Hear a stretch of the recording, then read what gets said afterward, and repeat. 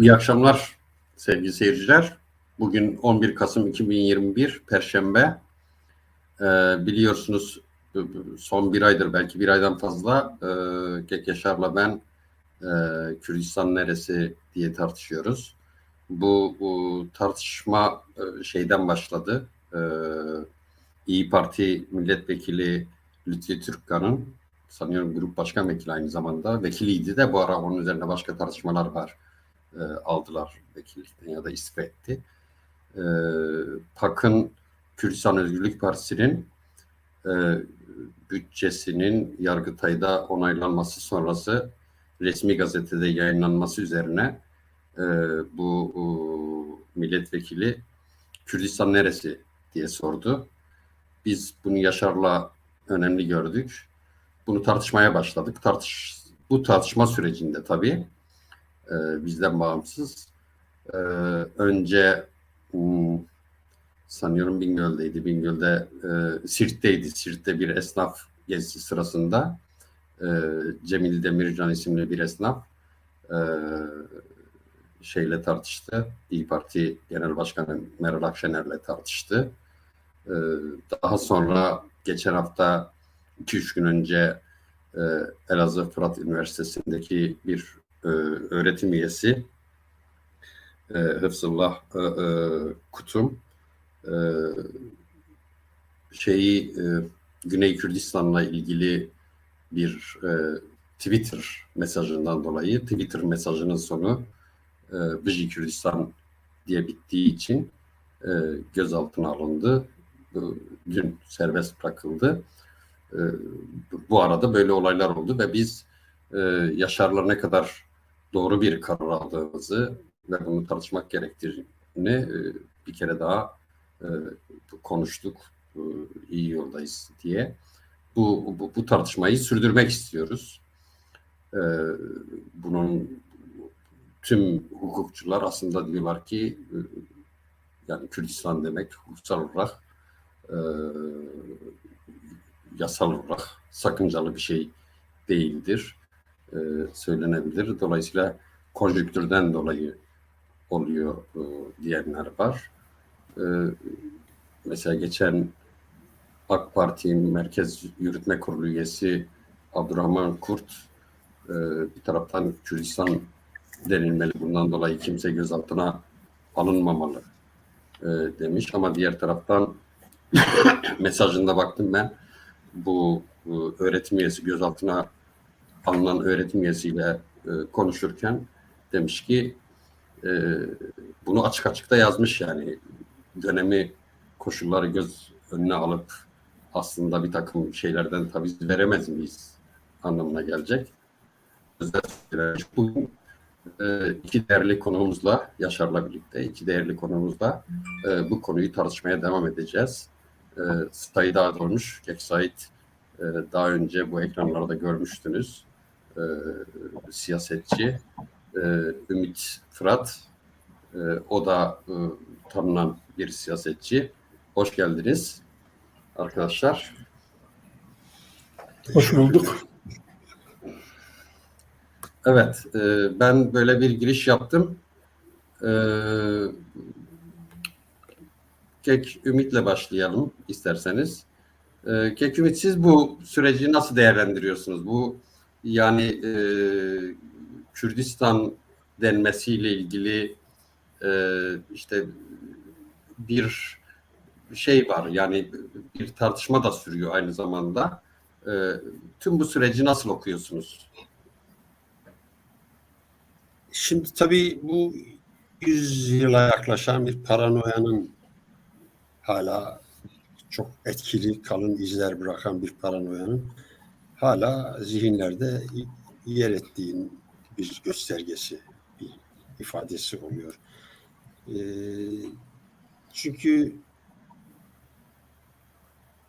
işte bir ülkeye yeni bir devlet kurunca buna Türkiye ismi verdiler, işte Osmanlı İmparatorluğu yerine. Başka bir toprak parçasının, başka bir toplumun kimliğinden kaynaklı bir toprak parçasının burada ifade edilmesi devletin bütünlüğünü bozan ya da hedeflerini şaşırtan bir mana ifade ediyor gibi düşünüldü ve bu böyle bir paranoya ve yasaklar, baskılar bugünlere geldi. Tabii bunun üzerinde yani bu kavramı bugün savunan sadece birkaç milletvekili, birkaç siyasetçi değil, çok büyük bir çoğunluk, çok büyük bir kesim Türkiye'de hala böyle düşünüyor. Bunun doğru olduğunu, yani o karşı koymaların doğru olduğunu ve ondan yana bir destek koyuyorlar. Şimdi geçmişte böylesi hani şöven kaygıların olmadığı zamanlarda vilayeti şarkiye de deniliyordu, Kürdistan'da deniliyordu ama şark vilayetleri de deniliyordu, şark da deniliyordu. Benim çocukluğumda, ilk gençliğimde bile şarktı. Ama işte bu 1941-42 döneminde, 41'de galiba bir coğrafya konferansı, işte derneği, coğrafya kurumu oluşturuyorlar. 42'de bir konferans yapıyorlar. Bu sefer Doğu Anadolu, Güneydoğu Anadolu, böyle bir Anadolu yok yani, böyle Anadolu falan da değil. Hani böyle bir katım, bir coğrafya konferansıyla o şark vilayeti kavramını da kullanmayıp Doğu demeye, Güneydoğu demeye, aslında bir meteorolojik ya da endemi filan nedeniyle bölgelendirilmiş şeyleri, toprakları böyle ifade etmeye başlıyorlar ve siyasetten uzaklaştırmış da oluyorlar. Biz de uzun yıllar Kürtler olarak, Türkiye'de siyasi düşünen Kürtler olarak biz de çok uzun yıllar ve pek çoğumuz hala da kullanmaya devam etmekte. Doğu, Güneydoğu kavramlarını kullanmaktayız. Yani ben şahsen bundan 45 yıl kadar önce kitap evimde bir arkadaşı terslemiştim. Ne dedi? Hava raporu okur gibi Doğu ve Güneydoğu diyorsunuz bir konferansta. Yani bu kullanılıyor. Ne yazık ki kullanılıyor. Onun için de şimdi bazı siyasetçilerin hele damardan Türk milliyetçiliğini benimsemiş, ona gönül koymuş milletvekili, parlamenter, siyasetçi, bürokrat, devletin çeşitli kademelerinde görev almış insanların bu tepkilerini çok saygıdeğer bulmasam da neden olduğunu biliyoruz. Yani bu bir artık zihinlere kazınmış bir ifade tarzı. Onun için yani bu gelişmeleri ben çok sürpriz sonuçlar olarak görmüyorum. Yani bunlar daha sürecek. Bu sancılı olacak. Çünkü Süleyman Demirel 1984'te Hasan Cemal ile bir röportajında demişti ki 500 senedir bu saatten sonra edemeyiz artık. İşte onu dedikten bir 7-8 yıl sonra da 1992'de de Kürt realitesini tanımak lazımdır dedi. Bunu böyle. Şimdi ama nasıl bir zaman geçiyor? 8 sene, 9 sene, 10 sene belki dünyanın bugüne kadar geçirdiği zamanlar içerisinde bir nokta bile değildir ama bir insan hayatının en az %10'u bir kavramı kullanıp kullanmama kararsızlığıyla geçiyorsa çok kötü, çok olmaması gereken yerlerdeyiz. Onun için ben bu tartışmaları yararlı buluyorum. Tartışalım. Yeter ki bunu kafamıza bir şeyler dayayarak ya da bizim birilerinin kafasına bir şeyler dayayarak bunu böyle kabul edeceksin demeyelim. 1972'de Diyarbakır'da askeri mahkemede bizim Devrimci Doğu Kültür Ocakları'na mensup bir takım arkadaşlarımız siyasi savunma yaptılar ve bu tezleri artık savcıların, polislerin, bürokratların ve çeşitli devlet kademelerinde yapılan işte Kürtler yoktur, Kürdistan yoktur tezlerinin artık rafa kaldırıldığı anlamda savunmalar yaptılar ve biz o tarihten sonra yani aşağı yukarı 50 yıla yakın bir zamandır ki biz Kürtler var mıdır, yok mudur, Kürdistan var mıdır, yok mudur tartışmalarına çok fazla girmek istemiyoruz. Kabul ederseniz eder, etmezseniz de sizin bileceğiniz iştir. Yani bir maddi gerçektir, bir realitedir. Bunu sizin kabul edip etmemenizin çok bir önemi yoktur. Bu bir gerçektir. Bu sizin kabulünüze bağlı bir şey değildir. Yani ben kalkıp Çin yoktur dersem ne ifade eder? Yani Çin işte kocaman bir ülkedir. Bu bakımdan yani bir başlangıç olarak bunları söylemiş olayım. Ben çok sürpriz görmüyorum. Böyle bir damar var Türkiye'de ve hala çok baskın ve çok etkin. Yazık ki bizde bile hala işte dediğim gibi Doğu ve Güneydoğu kavramını o meteorolojik, o endemik coğrafyadan kaynaklı isimlendirmeyi benimseyen çok arkadaşımız var. Böyle bir parantez açıp şey yapalım. Ben şöyle bir şey hatırlıyorum.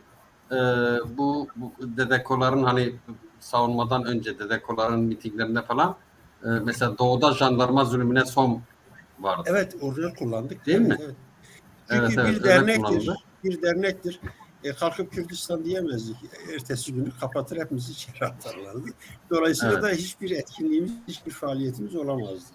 Ama evet. iş mahkemelik olunca, Savunmaya savcının gelince iddianamesi evet, devreye girince hakim karşısında söylenir. Orada bir siyasi evet, evet. savunma söz konusu. Ciddi bir savunma Tabii. metni çıkarıldı ortaya. Yani Kürt hareketi içinde referans olacak. Değil mi? Çeşitli referansları barındıracak ciddi Tabii bir ki. mahkeme savunması Yani çıktı bence ortaya. o Kürtçe vardır, Kürt dili vardır, Kürtler vardır, Kürdistan vardır gibi tartışmaları hala sürdüren arkadaşlarımız vardır. Birilerini ikna etmeye çalışıyorlar.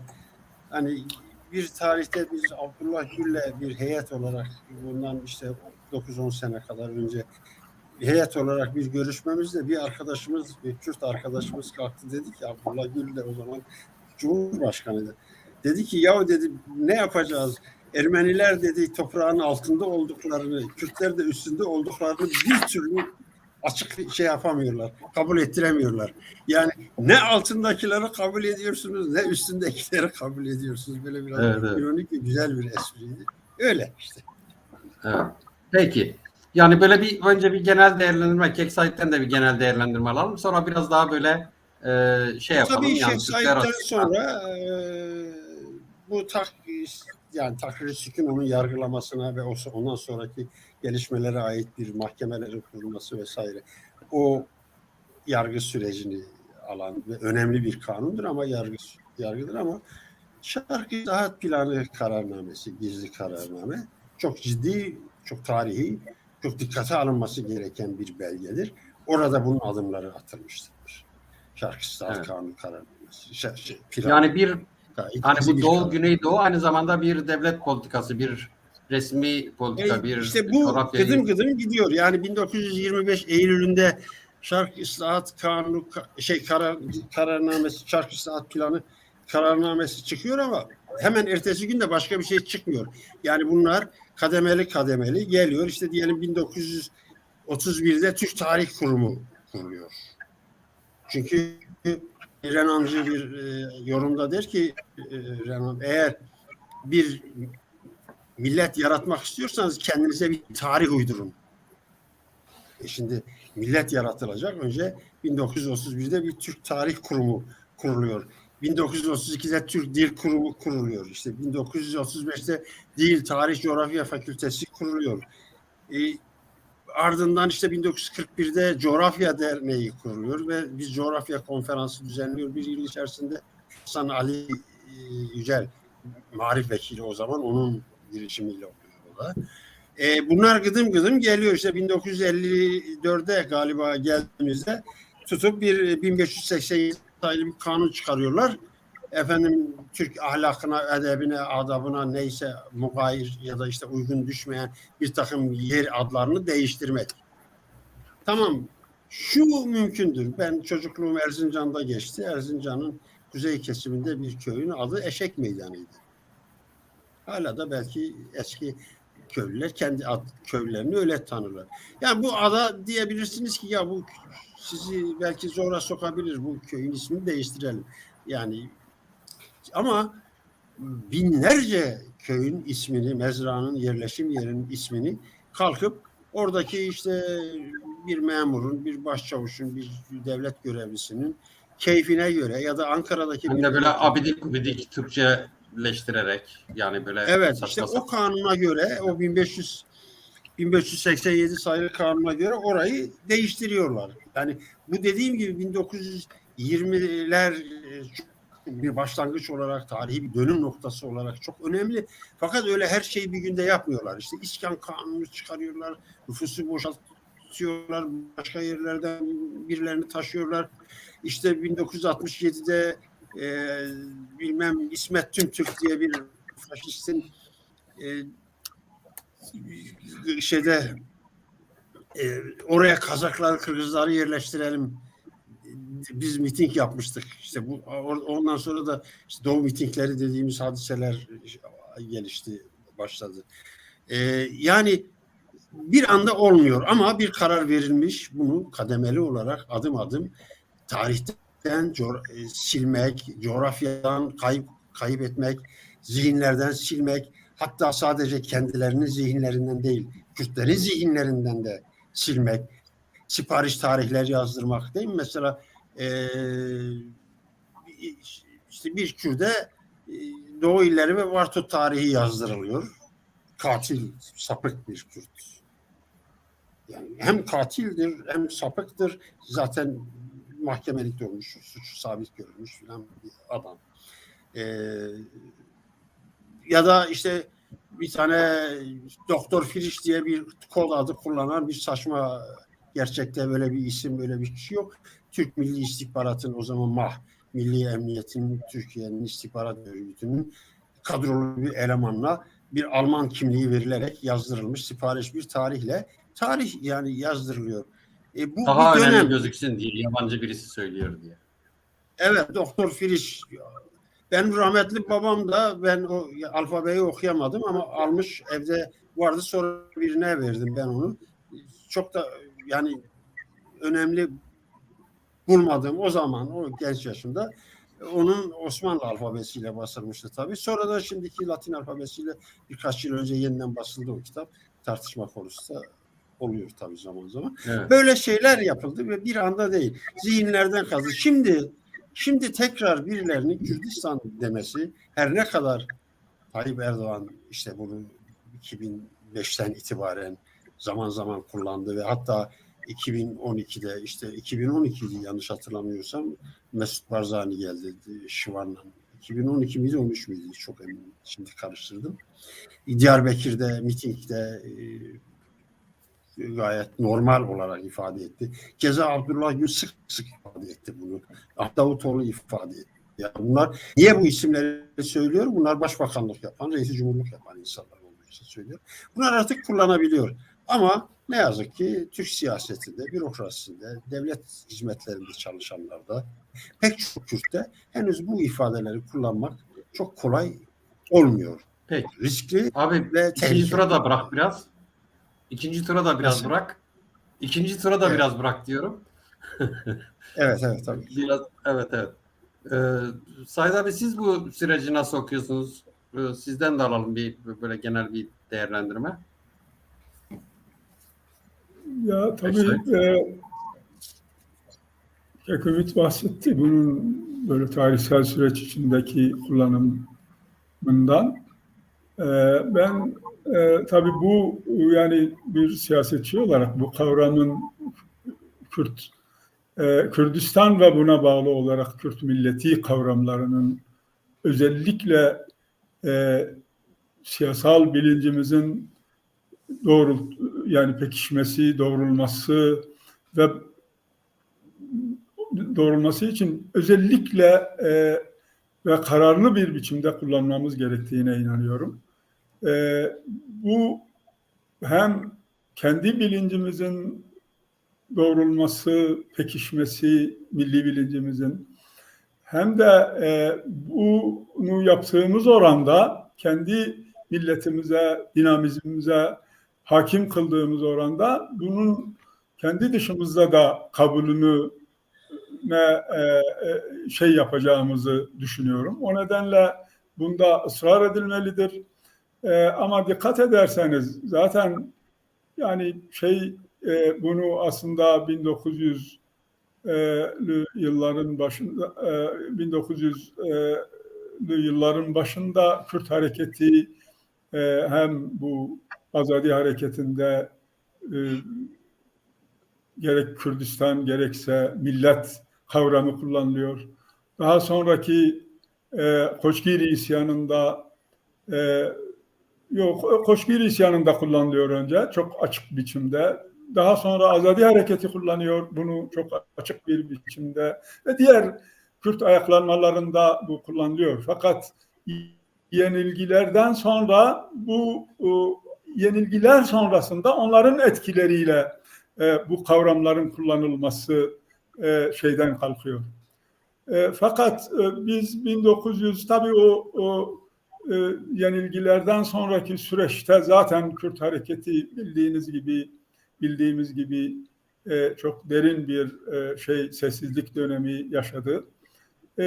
Hemen sonrasında yine Kürt hareketi tarafından özellikle 1970'li yıllarda demin siz de bahsettiniz. Hemen 60'lı yılların ikinci yarısında ve 70'li yıllarda bu kavram yavaş yavaş belli bir evrimle kullanılmaya başladı. Ama 70'li yıllarda özellikle 70'li yılların ikinci yarısında bu kavram o zaman kitleselleştirilen Kürt dinamizminin temel kavramlarından birisiydi. Hem Kürdistan hem de Kürt milleti kavramı.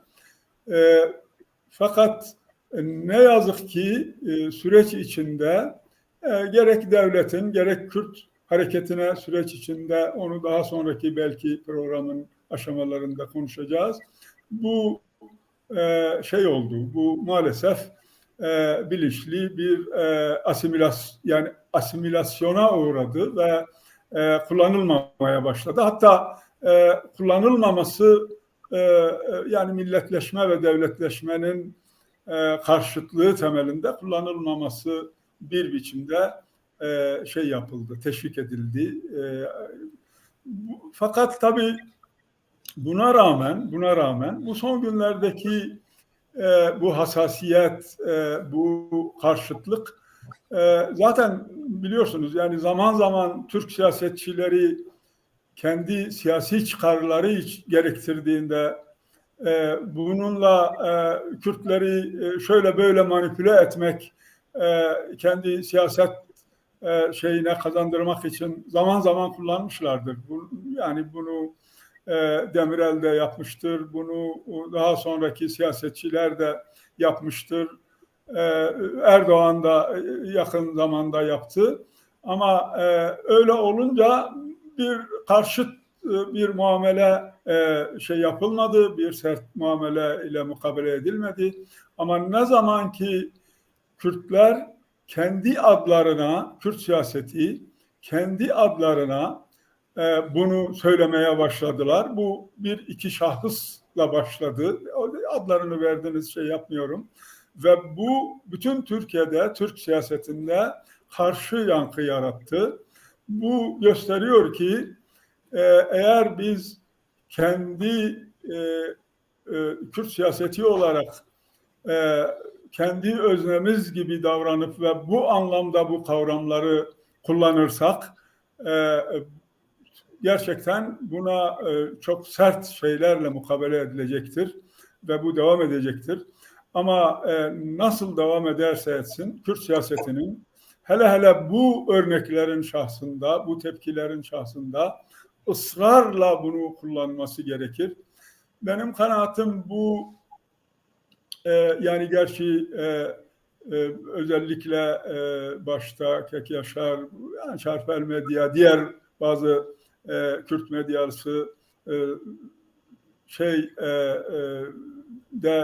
sanal buna karşı bir tepki oluştu. Bu yeterince kitleselleşti. Ama gerçekten düşündüğümüzde Kürt hareketinin, Kürt dinamizminin, kuzeydeki dinamizminin genişliğini düşündüğümüzde gösterilen tepkilerin yeterli olduğunu söyleyemeyiz. Bunun örgütlenmesi önümüzde bir görev olarak duruyor. Daha çok bu programda zaten de konuşacağız. Bunu nasıl kitleselleştirebiliriz? Nasıl hem kendi dinamizmimizin temel kavramları haline getirebiliriz? Hem de bunun yarattığı etkiyle nasıl Türk toplumuna da yani kamusal alanda da bunu kendi dışımızda da kabul ettirebiliriz. Amaç oraya doğru yürümektir. Bunun siyasetini yapmaktır. Benim şimdilik söyleyebileceklerim bunlar. Teşekkür ederim. Seda sesin yok. Sesin kesik. Tamam, şimdi geliyor mu? Tamam. Evet. Yaşar, şimdi yani ben böyle baktığımda şimdi Kürtler mesela Konya'daki olayla ilgili ciddi yaygın bir şey gösterdiler, bir tavır gösterdiler. Ya da diyelim ki bu tecavüzlerle ilgili ciddi yaygın, hatta o zaman bir HDP'li bir milletvekili o Cumhuriyet Gazetesi'nin bir yazarı vardı. Işıl mıydı adı? Unuttum şimdi adını ya. O böyle ırkçılığa varacak bir şeyler söyledi de o HDP'li milletvekili de sandı, hem HDP'li milletvekiline tavır alındı, hem o kadına yönelik bir tavır alındı. Yani yani böyle alttan aslında bir şey var, bir gelişen diyebilir miyiz bilmiyorum. Yani onu belki sosyolojik açıdan sen bakabilirsin, belki değerlendirebilirsin bize. Ama gelişen bir damar, bir tepki örgütlenmesi, özellikle hani teknolojinin geldiği düzeyle şey yaptığımız zaman bu böyle. Mesela aynı tepki diyelim ki PAK'a yönelik açıklamasında olmadı. Bu yani sosyolojik olarak aynı zamanda siyasetle kitle arasında, Kürt kitlesi arasındaki, yoksa Kürt kitlesi aslında tavır da gösteriyor, yani tavır da koyuyor. Mesela Hıfzullah Kutun'la ilgili sosyal medyadan ben baktım, ciddi bir şey oldu değil mi? Ciddi bir kampanya oldu. Kampanya yapıldı.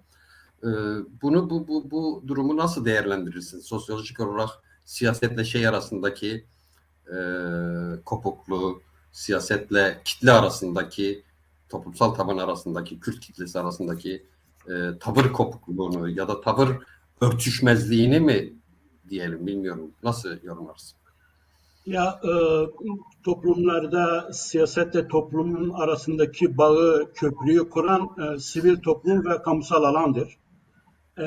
Kürtlerin şu ana kadar kamusal alanı çok zayıftı. Kamusal alan örgütlü değildi. Şu anda örgütlü bir kamusal alanın oluşmaya başladığını, Kürt kamusal alanını, özel, otonom, Türk kamusallığından daha ayrı, kendine has sorunları dile getiren, kendine özgün sorunları tartışan bir alanın sosyal medya aracılığıyla olsun, olsun, yani sivil toplum henüz o kadar zayıf değil ama mesela barolar yeni bir olaydır diyebilirim. Ben de onu diyecektim. Yani mesela barolar bu konuda çabuk, evet. Yani kararlı yeni bir sivil avukatlar değil mi? toplumun, Zamanında tavır aldılar. barolar yeni bir Kürt sivil toplumunun inşası için bence önemli bir örnek gösteriyorlar şu anda. Bunun gelecek günlerde daha ciddi şeylere evrileceğini ben umut ediyorum, tahmin ediyorum. Sosyal medyada artık biliyorsunuz merkezi medyanın yerini almaya çalışıyor. Alternatif durumundadır. Bu Kürtler için büyük bir fırsata dönüştü. Bence Kürtlerin kamusal alanı inşa olmakta. Şimdi kamusal alan inşa olduğu zaman siyaset de hem çok güçlü bir zemin elde eder, meşruiyet zemini elde eder, hem de siyaset istediği gibi rüzgara kapılarak paradigma değiştiremez, pozisyon değiştiremez.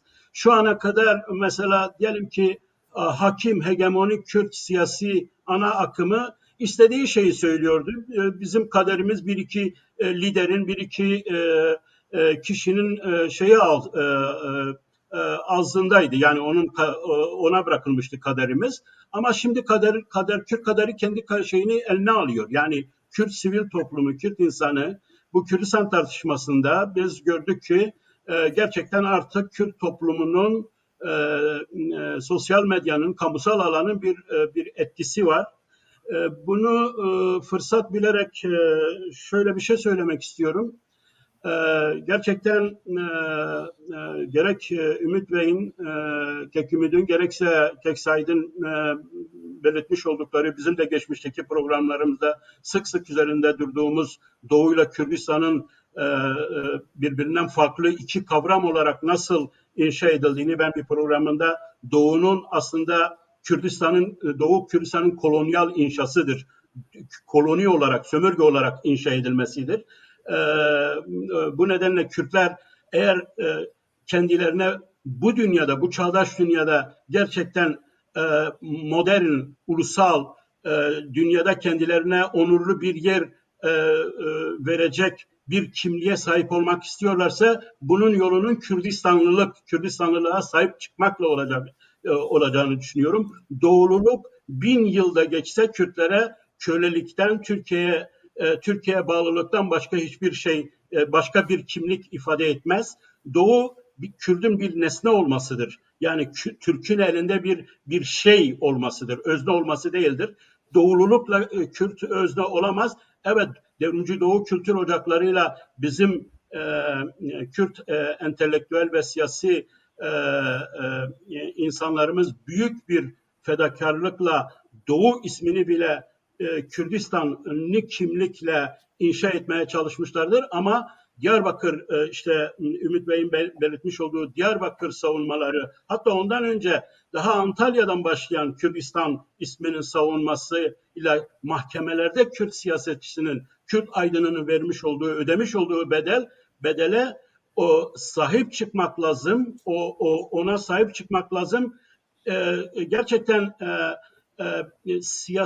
siyasetin yalpalanmaması için paradoksal böyle kimliksel radikal değişikliklere uğramaması için toplumun bunu kabul etmesi lazım ve bugün bizim önümüzde duran sorun ve seninle bu programı bu kadar ciddiye almamızın nedeni de şudur. Biz elbette ki Kürt siyaseti, Kürdistani siyaset bunun için büyük bedeller ödedi ve ödüyor da savunuyor da. Ama sorun bunun topluma mal edilmesi, toplumun buna sahip çıkması, her Kürt'ün sorulduğu zaman kendisine ben Kürdistaniyim, ben Kürdistanlıyım, doğululuk siz, yani bizimle bir ilişkisi yok bunun. Bu benim için başkasının, kolonizatörün inşa etmeye çalıştığı kimliktir. Bu benim kimliğim değil, bu benim ötekimdir. Yani ben öteki olarak bunu. Yani bu dekolonizasyon, ismimizdeki bu dekolonizasyon. Hatta Kek Ümit'in belirtmiş olduğu gibi isimlerimiz, köylerimizin, şehirlerimizin, yerlerimizin, etnografyamızın bütün isimleri değiştirilmiştir. Bu Kürdistan ismine sahip çıkma aynı şekilde Kürdistani etnografi, coğrafyaya isimlerine sahip çıkmayla böyle bir kampanyaya dönüştürülmelidir. Bu topluma mal olmalıdır. Şimdi buradan şeyi söylemek istiyorum. Bakınız 2 Kürt çıktı. Tabii şeyden sonra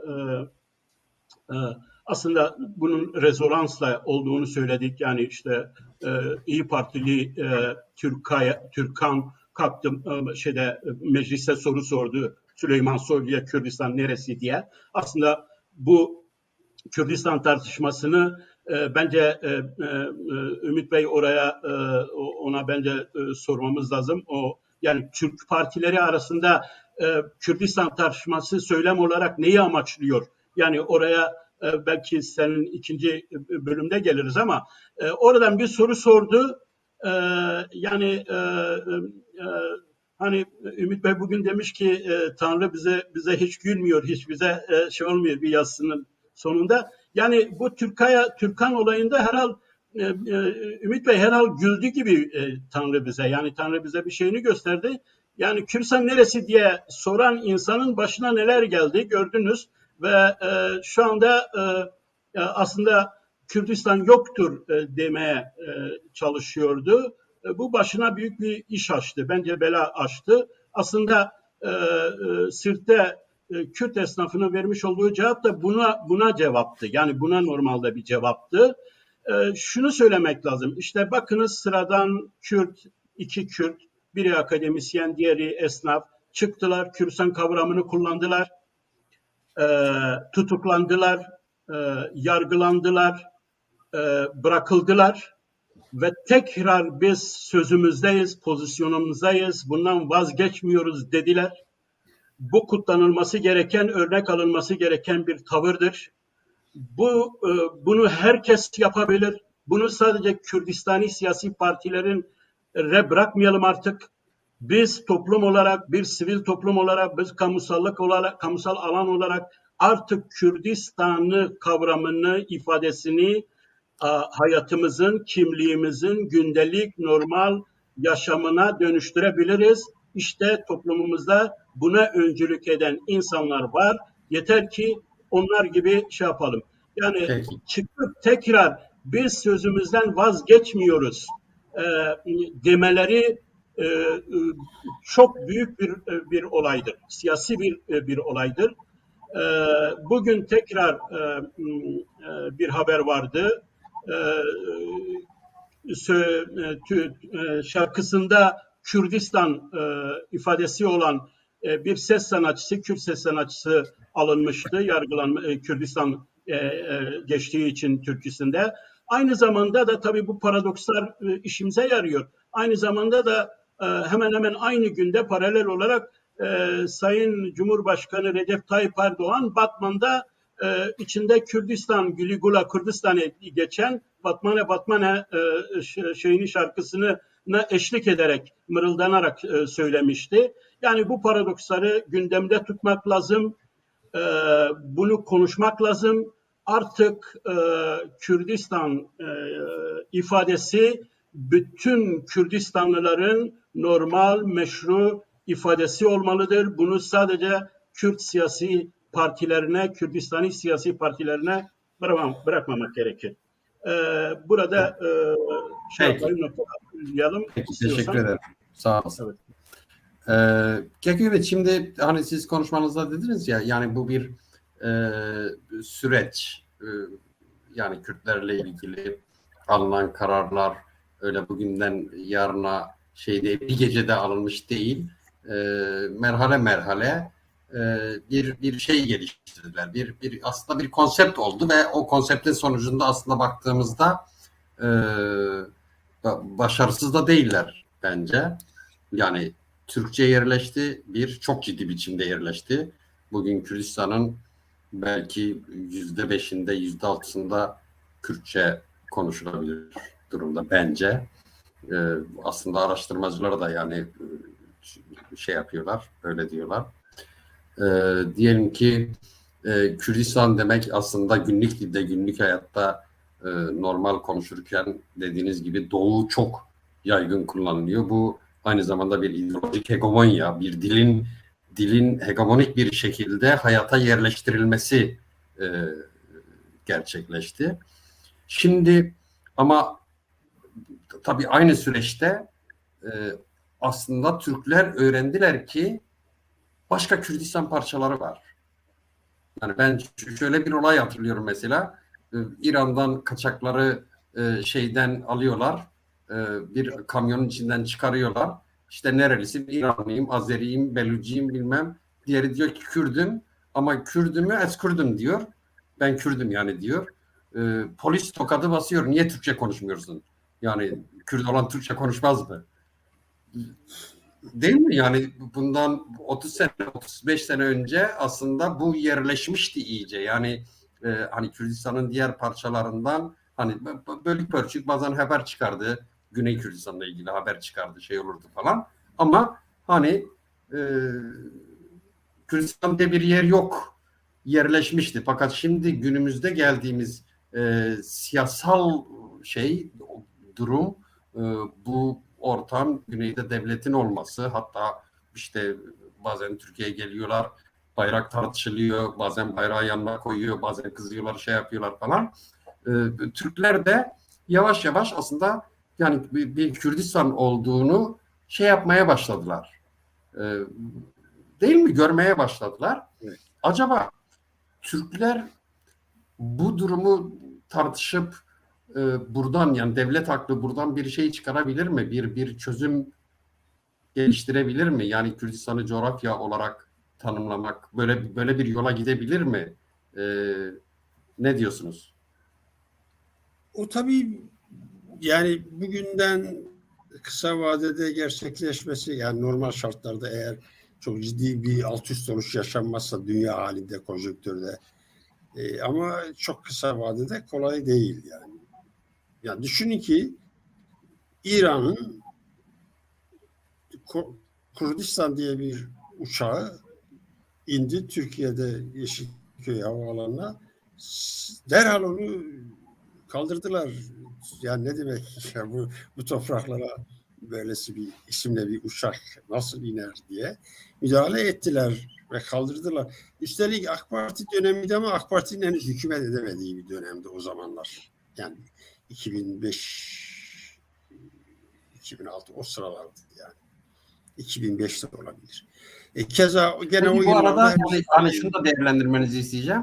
Şimdi Türk muhafazakar geleneğiyle Türk Kemalist geleneği arasında aslında muhafazakar gelenek biraz daha açık mı Kürdistan şeyine? Yani muhafazakar biraz daha gelenek bu konuda asimilasyonist değil. Yani bu, çünkü onlar İslam'da kavmiyetçilik yoktur, biz din kardeşiyiz gibi bir görüşten, bir prensipten etkileniyorlar. Ve unutmam, mesela bundan 40 küsur yıl önce, yani 12 Mart Eylül'e çok az bir zaman kalmıştı. Necmettin Erbakan 1979'du yanlış hatırlamıyorsam.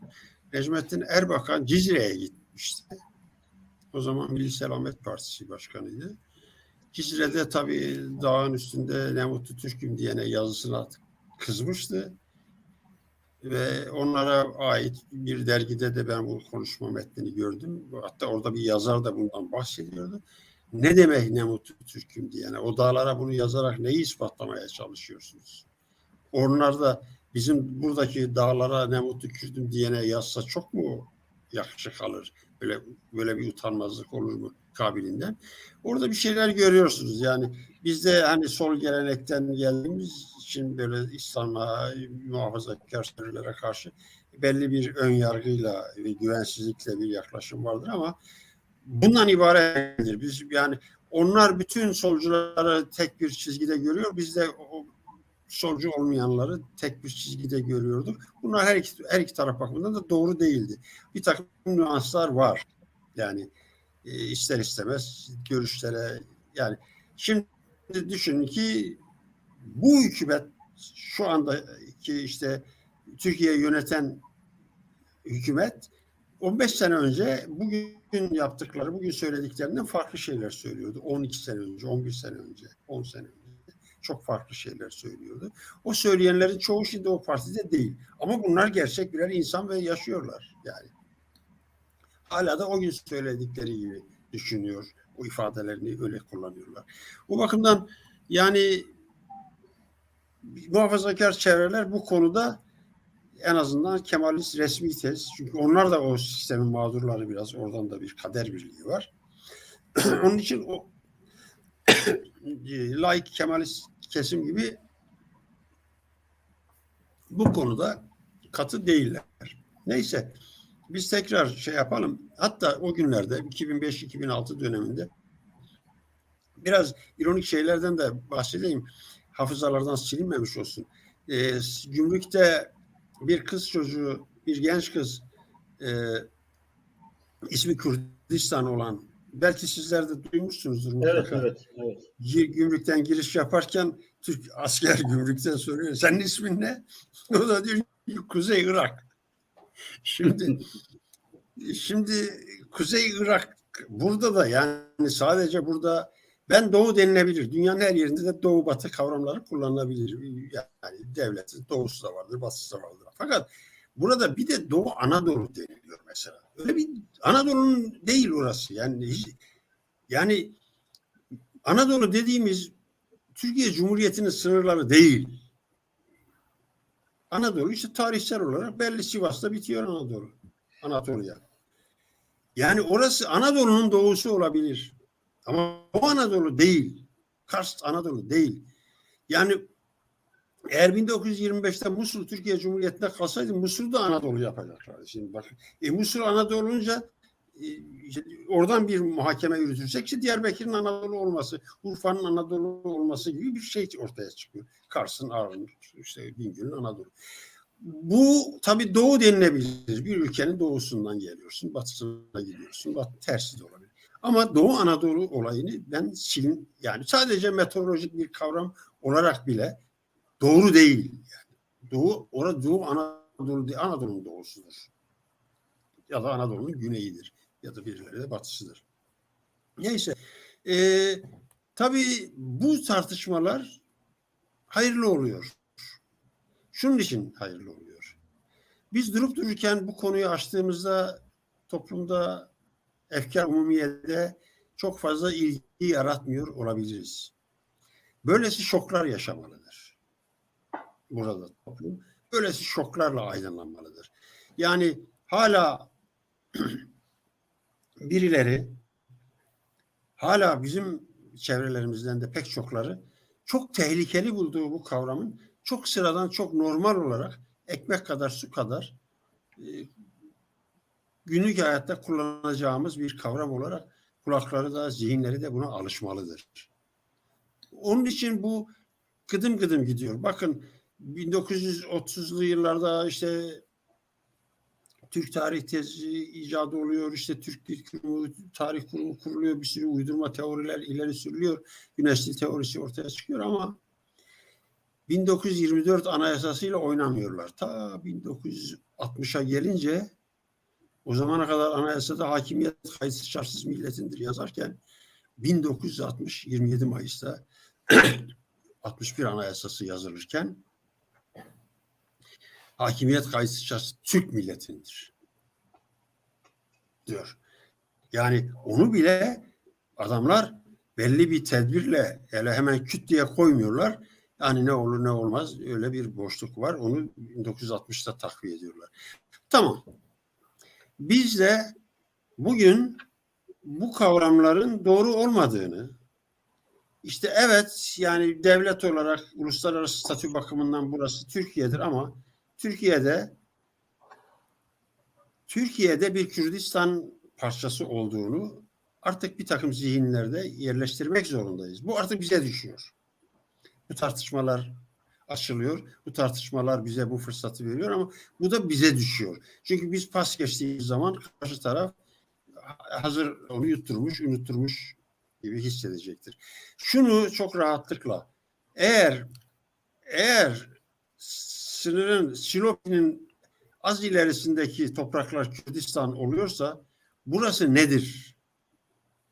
Niye orası Doğu Anadolu'nun ya da Güneydoğu Anadolu'nun öbür tarafı değil de Kürdistan'ın öbür tarafı? Bura niye değil?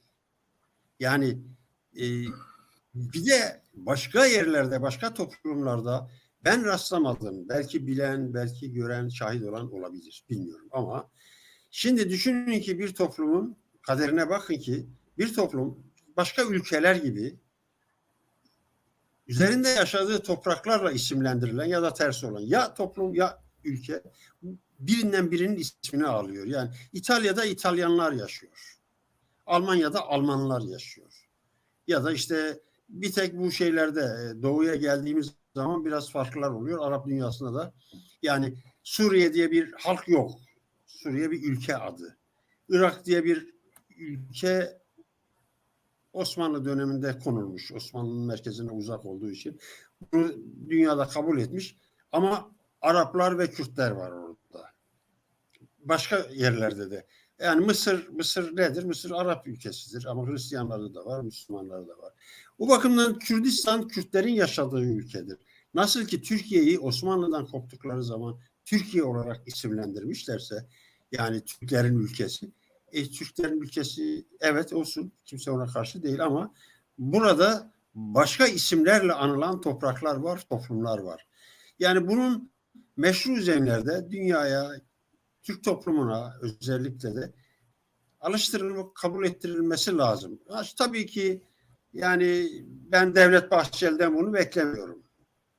Zaten eğer o da derse şüpheyle bakarım. Yani acaba biz bir yanlış mı yaptık bu böyle diyor deme ihtiyacı duyarım. Ama sağduyu sahibi gerçekten de siyasette, bilimde, teknolojide her neyse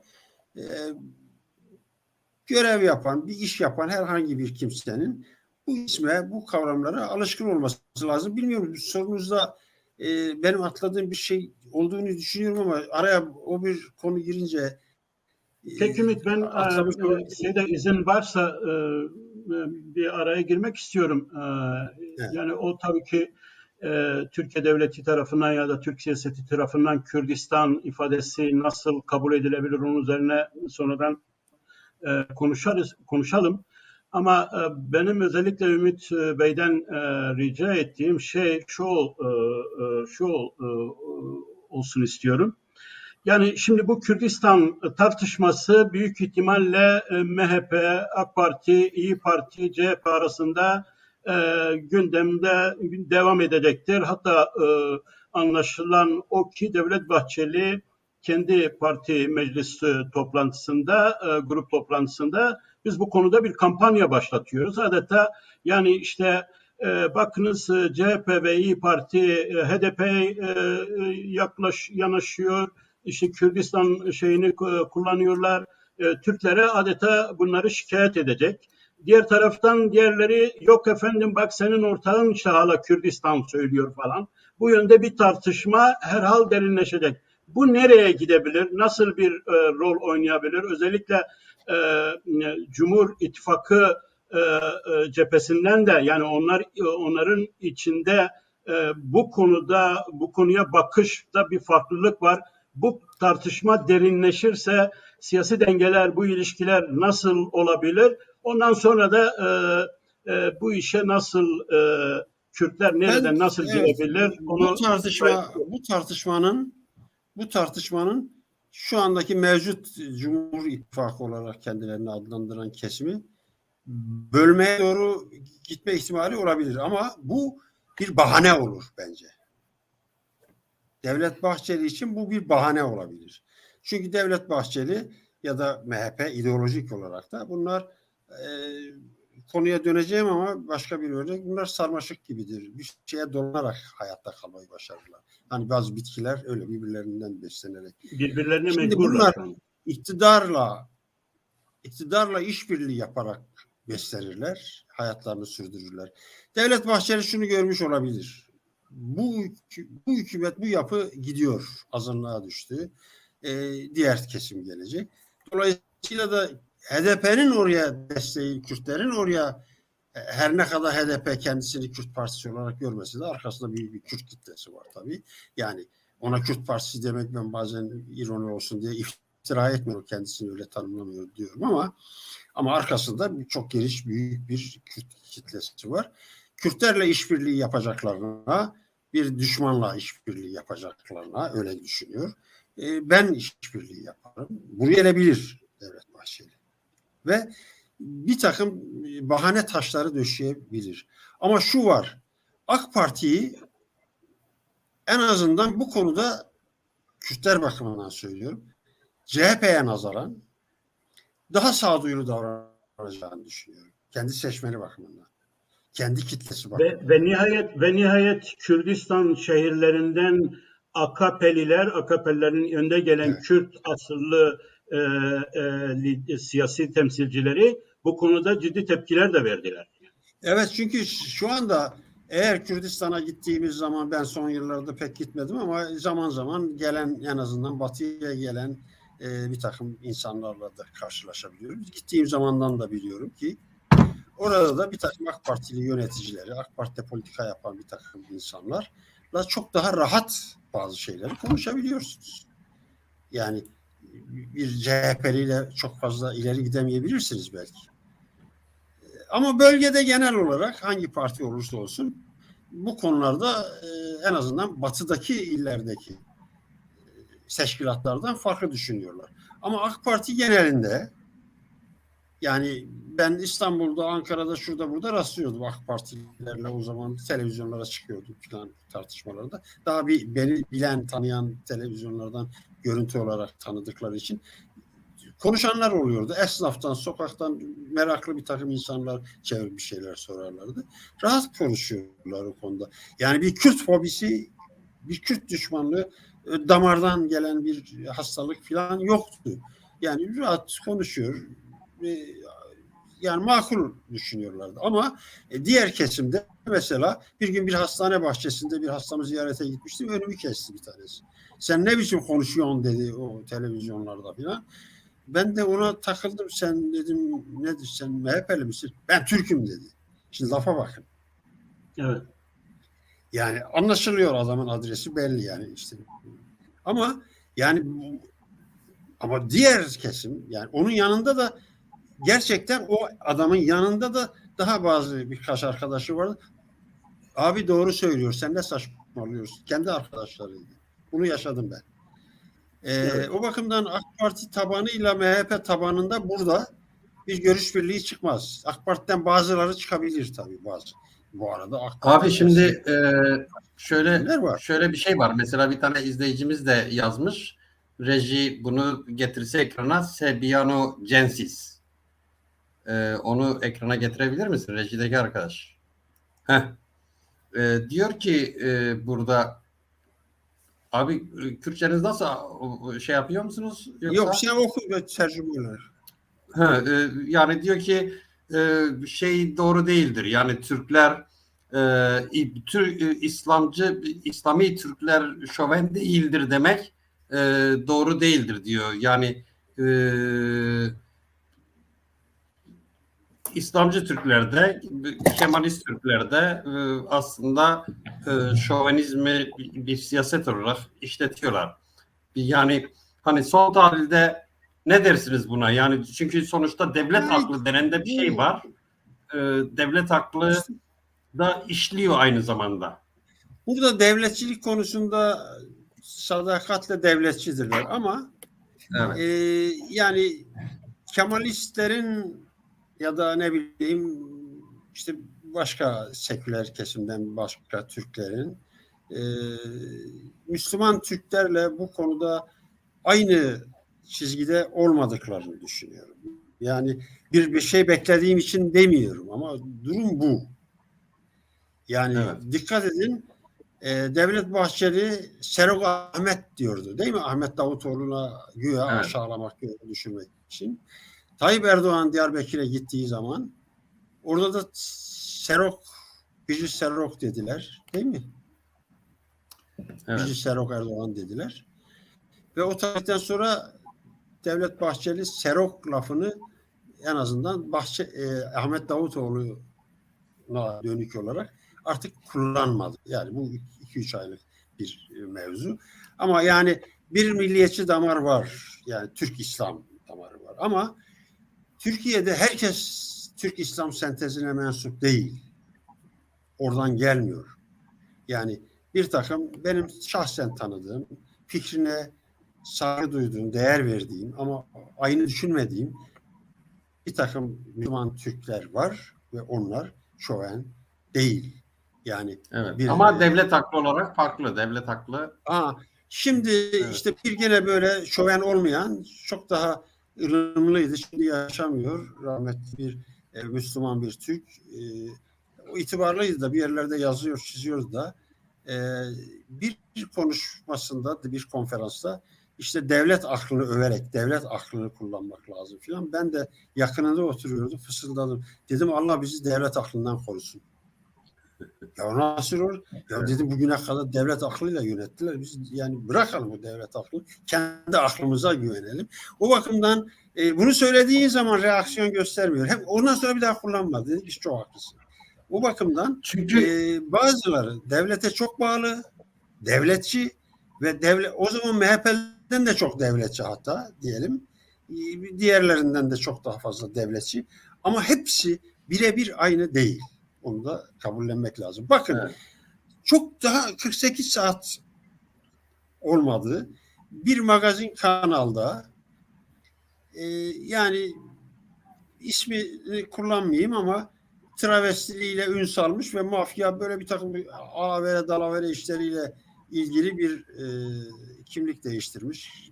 Pembe kimlik cüzdanı almış bir hanım. Program yapıyor. Aslında magazin programı yapıyor. Ve orada bir tane de böyle MHP ruhlu bir başka kadın astı kesti bir takım saçma sapan şeyler söyledi ama o mafya ile ilişkili düşündüğümüz o böyle çok da itici bulduğumuz o hanım kalktı savundu. Bu her şey olabilirsiniz dedi. Herkes Türk olmak zorunda değil dedi. Bu bir yerlere gelinmiş demek ki yani. Bu tabii Evet. ki o insanda gelmiş. Özel bir eğitim almadı. Bir lisansüstü bir şey görmedi. Ama bir yere geldi. Bir takım karşılaşmalar, bir takım yüzleşmeler yaşadı. Onun için biz tabii ki kendi politikalarımızın, kendi aklımızın dışında birilerinden medet umamayız. İttifak kurarız, işbirliği yaparız, siyasi pozisyonlarımızı ortaklaştırabiliriz ama bazı alanlarda ama yani kendi aklımız, kendi kararlılığımız, kendi yapmak için Kendi kimliğimizle ilgili. planlarımız daha önemlidir. Yani Evet. orada bir takım insanları hepsini ya da bizim dışımızdakilerin hepsini aynı görmemek lazım diye düşünüyorum. Neticede konuşacağımız, el sıkacağımız birileri ortaya çıkacak. Yoksa tek başımıza yak ve bitti her şeyi ortaya koyamayız. Neticede en uzun süren yani bir savaş değil mi? Mella Mustafa Barzani ondan öncesi var. Yıllar boyu süren bir savaşın sonunda neticede Bağdat'taki rejimle el sıkıştılar. Seninki senin, benimki benim dediler. Hukuklarını tespit ettiler. Çizgilerini koydular. Ve savaşı, çatışmayı bitirdiler kendi aralarında. Şimdi Evet. bizim için de yani bunlar söz konusu olabilir. Yani aynı mı olur, farklı mı olur ama neticede birileriyle görüşürken, diyalog kurarken hepsini aynı sepete koymamak durumundayız. Peki. Teşekkür ederim abi. Kek Ümit. Kek Said, bir de şey açısından bakalım. Yani Kürt hareketi, Kürt siyaseti açısından bu nasıl daha toplumsal bir şeye büründürülebilir? Nasıl ete kemiğe büründürülebilir? Bu tartışmalar nasıl yaygınlaştırılabilir? Bu konuda düşüncelerinizi alalım. Peki Yaşar bahsetti. Tabii ben doğrusu bu kamusal alan meselesinin yaratılması gerektiğini ve bunun siyaseti de etkileyebileceğinden bahsetti. Şimdi siyaset açısından düşünüldüğünde gerçekten bizim bugün hegemonik siyasetimiz ki Kürt ulusal dinamizminin büyük bir çoğunluğunu yapıyor, yani yönetiyor, yönlendiriyor. Onların biliyorsunuz yani kullandıkları kavramlar var. Yani zaman içinde tabii sanki devletin planları ama sanki gönüllü bir siyasal asimilasyon ve buna uygun siyasal kavramlar yarattılar. Bu işte ortak vatan, demokratik ulus, demokratik cumhuriyet, bunu Kürdistan çapında, 4 parça çapında halkların demokratik konfederalizmi gibi kavramlar hakim kıldılar. Yani bu Kürt dinamizminin literatürüne, retoriğine. Tabii ben bunların bu işte Rojava'daki yani Kuzey Suriye örneği, Rojava kavramı falan gibi şeyde de aktüeldir son günlerde. Ben bunun daha zor değişeceğine inanıyordum. Doğrusu böyle daha çok işte siyasal olarak siyasetin bir görevi, doğrudan bir görevi gibi bakıyordum. Bunun işte zorluklarını düşünüyordum, yazıyordum falan.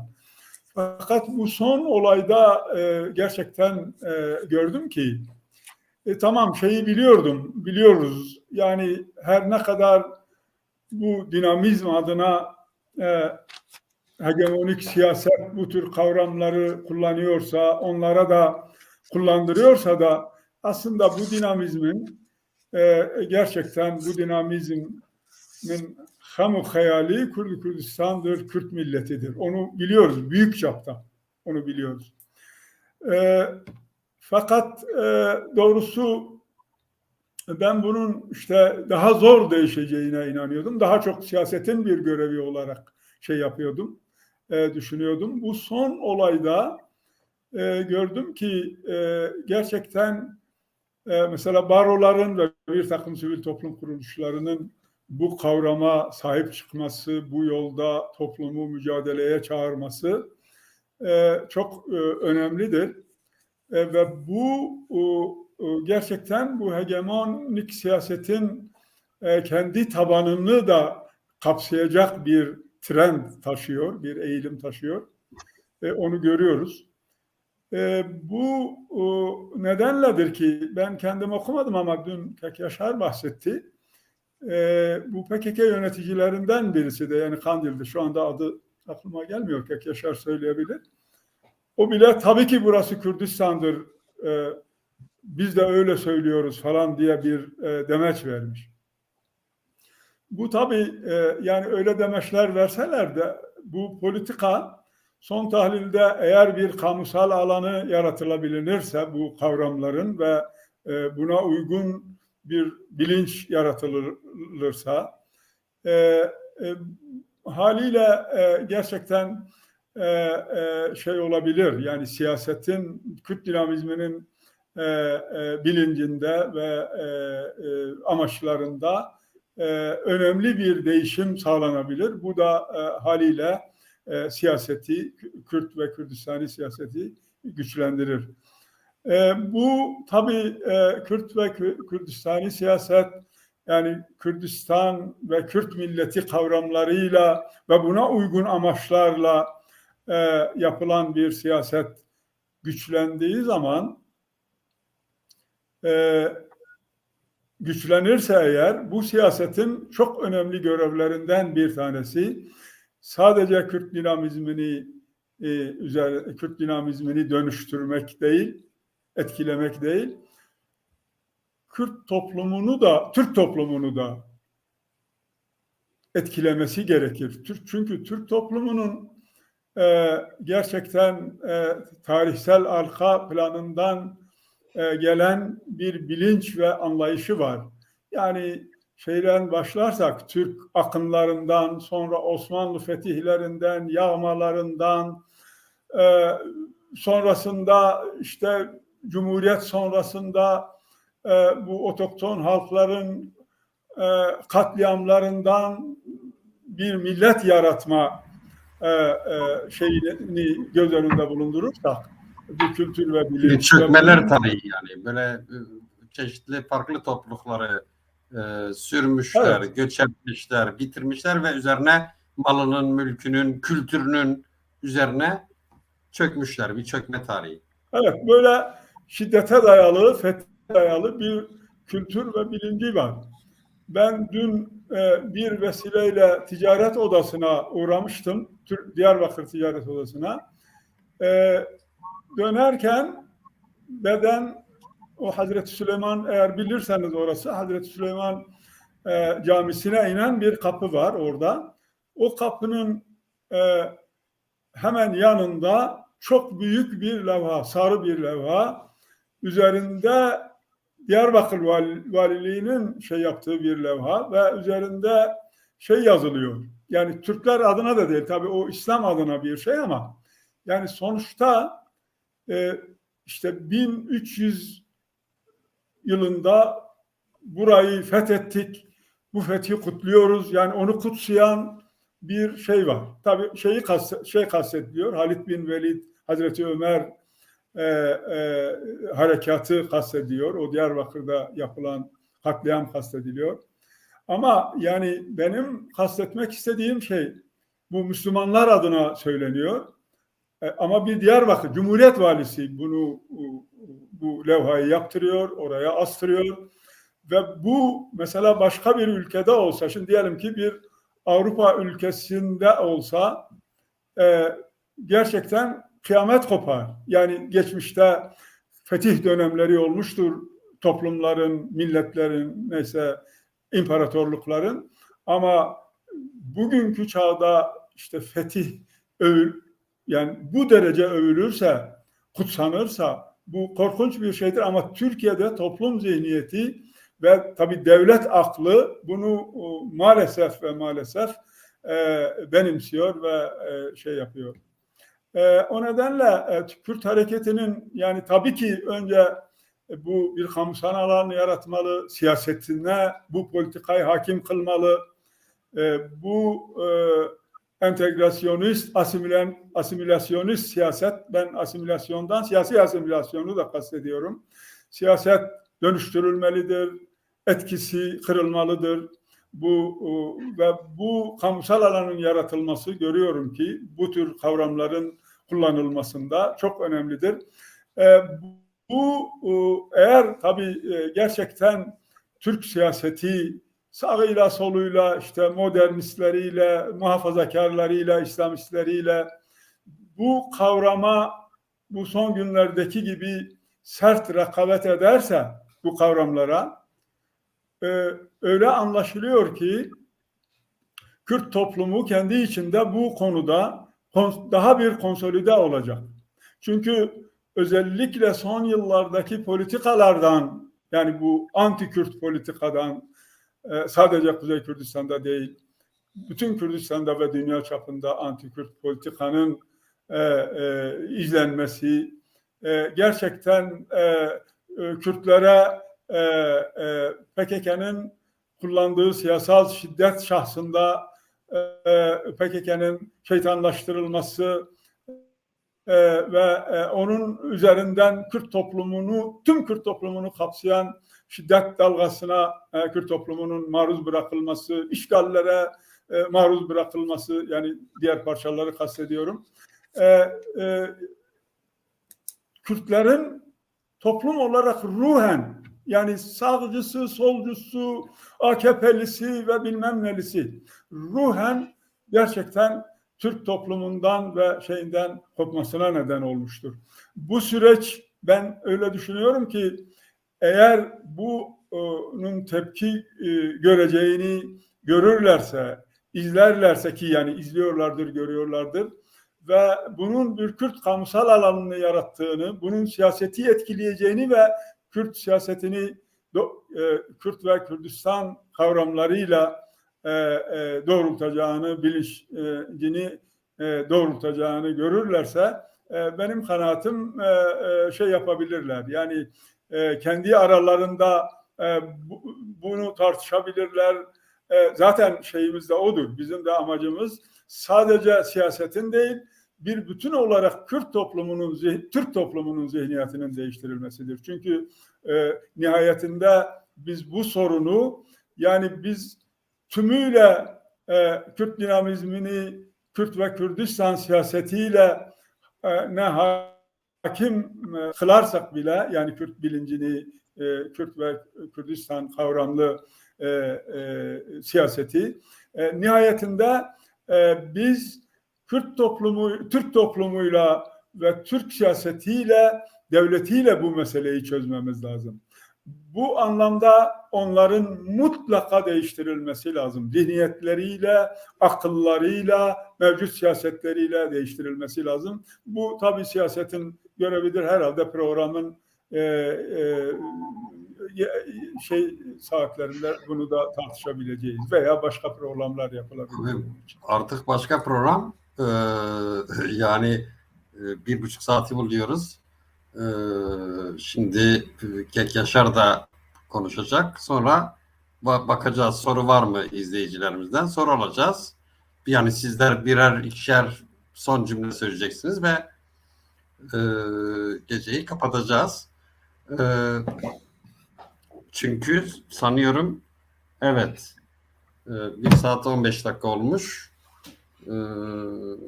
Yani artık sona geliyoruz, sona yaklaşıyoruz.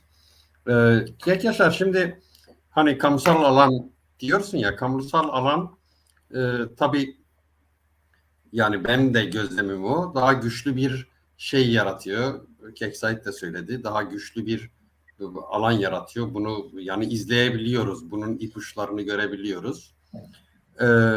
Ve geçen hafta da söyledin. Siyasi temsille kamusal alan temsili arasında bir şey var. Bir açı var. Yani geniş bir Kriz açı var, var ve kriz. evet, yani biri birini karşılayamıyor. Biri birini karşılayacak durumda değil. Ve tabii ben izlediğim hani sık sık şey diyorsunuz, egemen siyaset, yani PKK geleneği, HDP, bunun yarattığı jargon, bunun yarattığı dil, aynı zamanda Kürt hareketinin referanslarını da, yani kendi ürettiği, hani şeyden gelen o tarihsel geleneğiyle ürettiği teorik referanslar, entelektüel referanslarını da çöpe attı bir tür. Ama benim izlediğim artık orada da böyle şeyin ipuçları var. Yani buna karşı durmanın, bu egemen ideolojik mekanizmaya karşı durmanın ipuçları var. Acaba diyorum, bu kamusal alan belki de kendi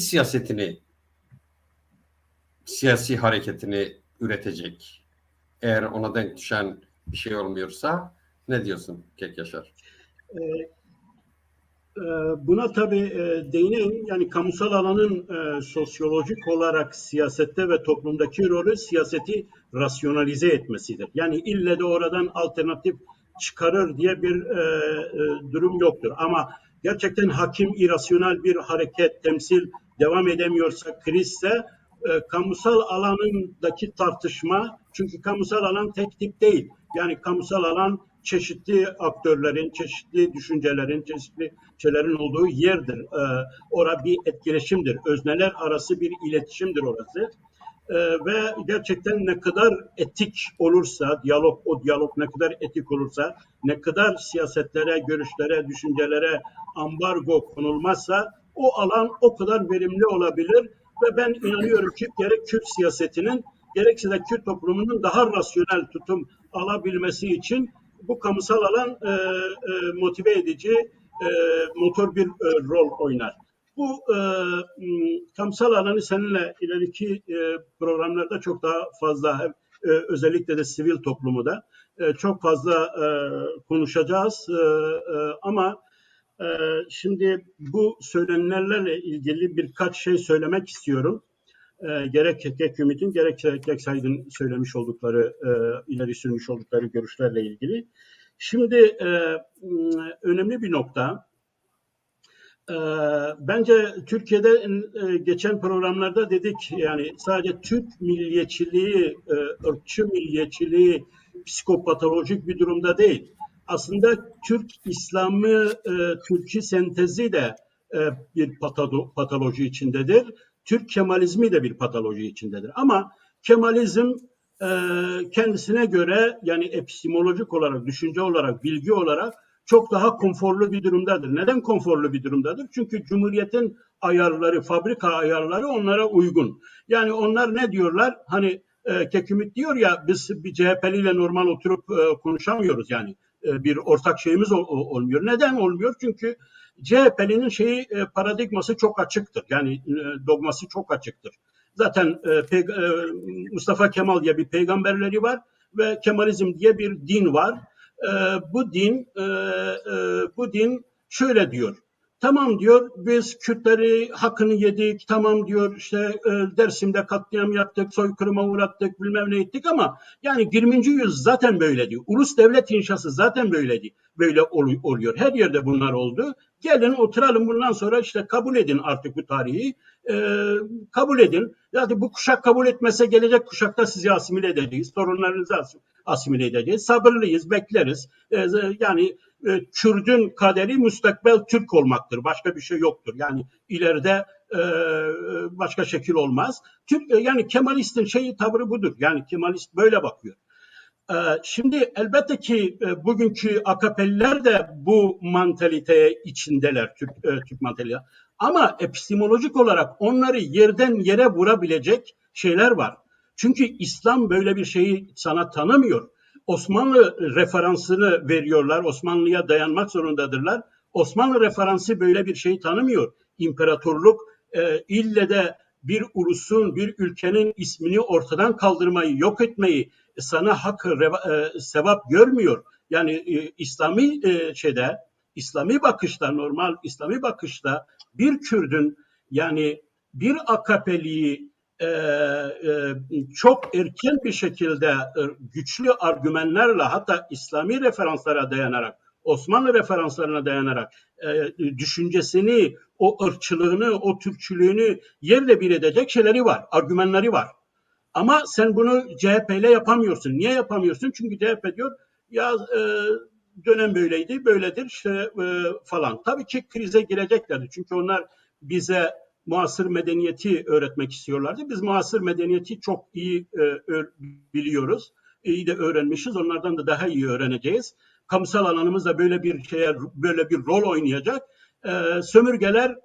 Sömürgeler kolonyalistlere karşı, onların o medenileştirme misyonlarına karşı her zaman için böyle bir ters döndürmeyle özgürleşmişler. Bu da ters dönecek. Frans Fanon'u okusunlar, çok iyi anlarlar. Yani bu da ters dönecek. Çünkü demokrasi diyorlarsa Kürtler onlardan daha iyi demokrasiyi gösterecekler.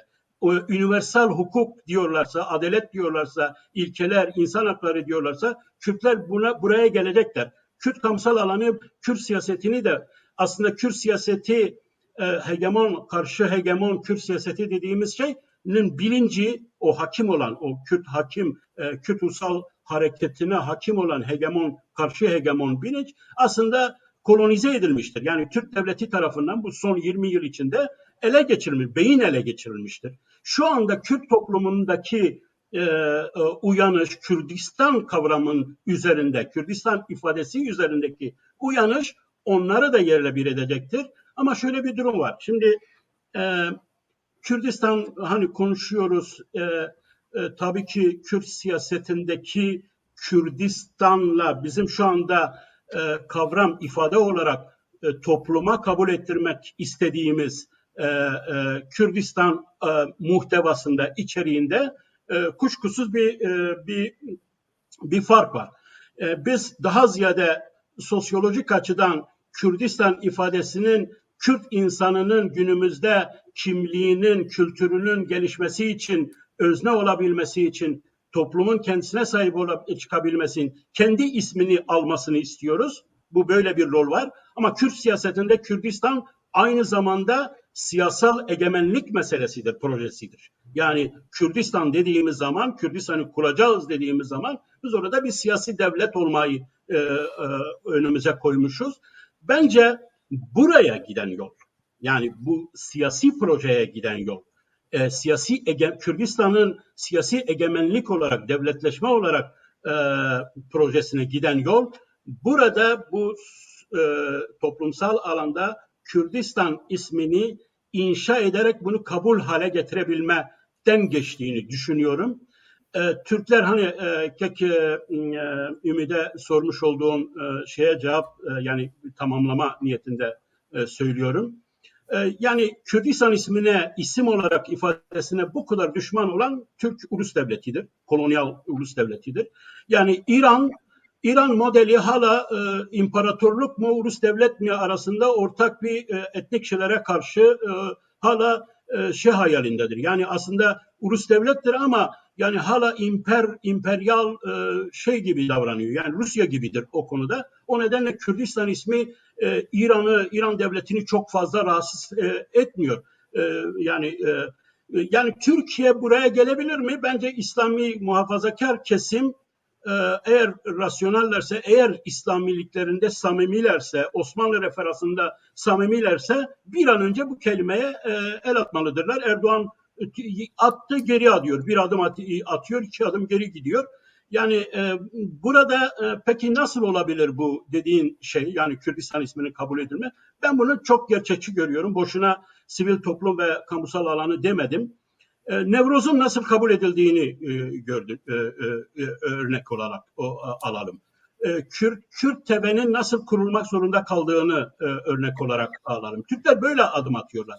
Yani Kürtlerden 3 milyon, 4 milyon insan çıktığı zaman Diyarbakır Meydanı'na, Van Meydanı'na, Mardin Meydanı'na, Bitlis Meydanı'na bir günde ben Kürdistanlıyım, burası Kürdistan'dır, biz Kürdistanlıyız dediği zaman Kürt siyaseti hedefine ulaşmıştır benim için.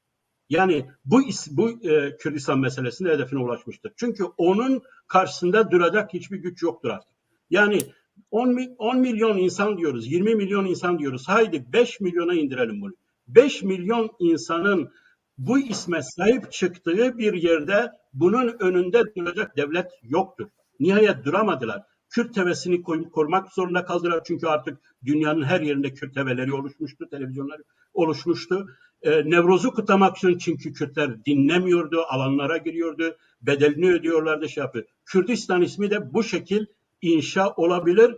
Türkler isteseler, istemeseler kabul etmek zorundadırlar. Çünkü toplumsal olarak inşa olmuş bir hakikatin önünde hiçbir siyasi proje duramaz. Kabul etmek zorundadırlar. Kürt siyasetinin de kendisini savunmasının en büyük meşruiyeti, Kürdistan ifadesini, kimliğini ve siyasal projesini savunmasının en büyük temeli ve garantisi Kürt toplumunun Kürdistan ifadesine, ismine açık bir şekilde sahip çıkmasıyla mümkündür. Bakınız, bugün dünya siyasetine egemen olan felsefe popülizmdir. Popülizm ne demektir?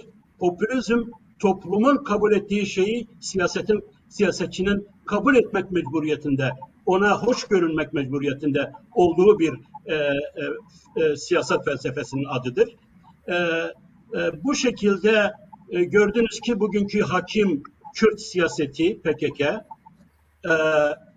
Kürdistan'da yükselen Kürdistan tartışmasına, trendine tavır koymak zorunda kaldılar. Kürdistan'ın sözüm ona tarihin çöp sepetine atmış olduklarını söyleyenler şimdi Kürtlere burası Kürdistan'dır deyin.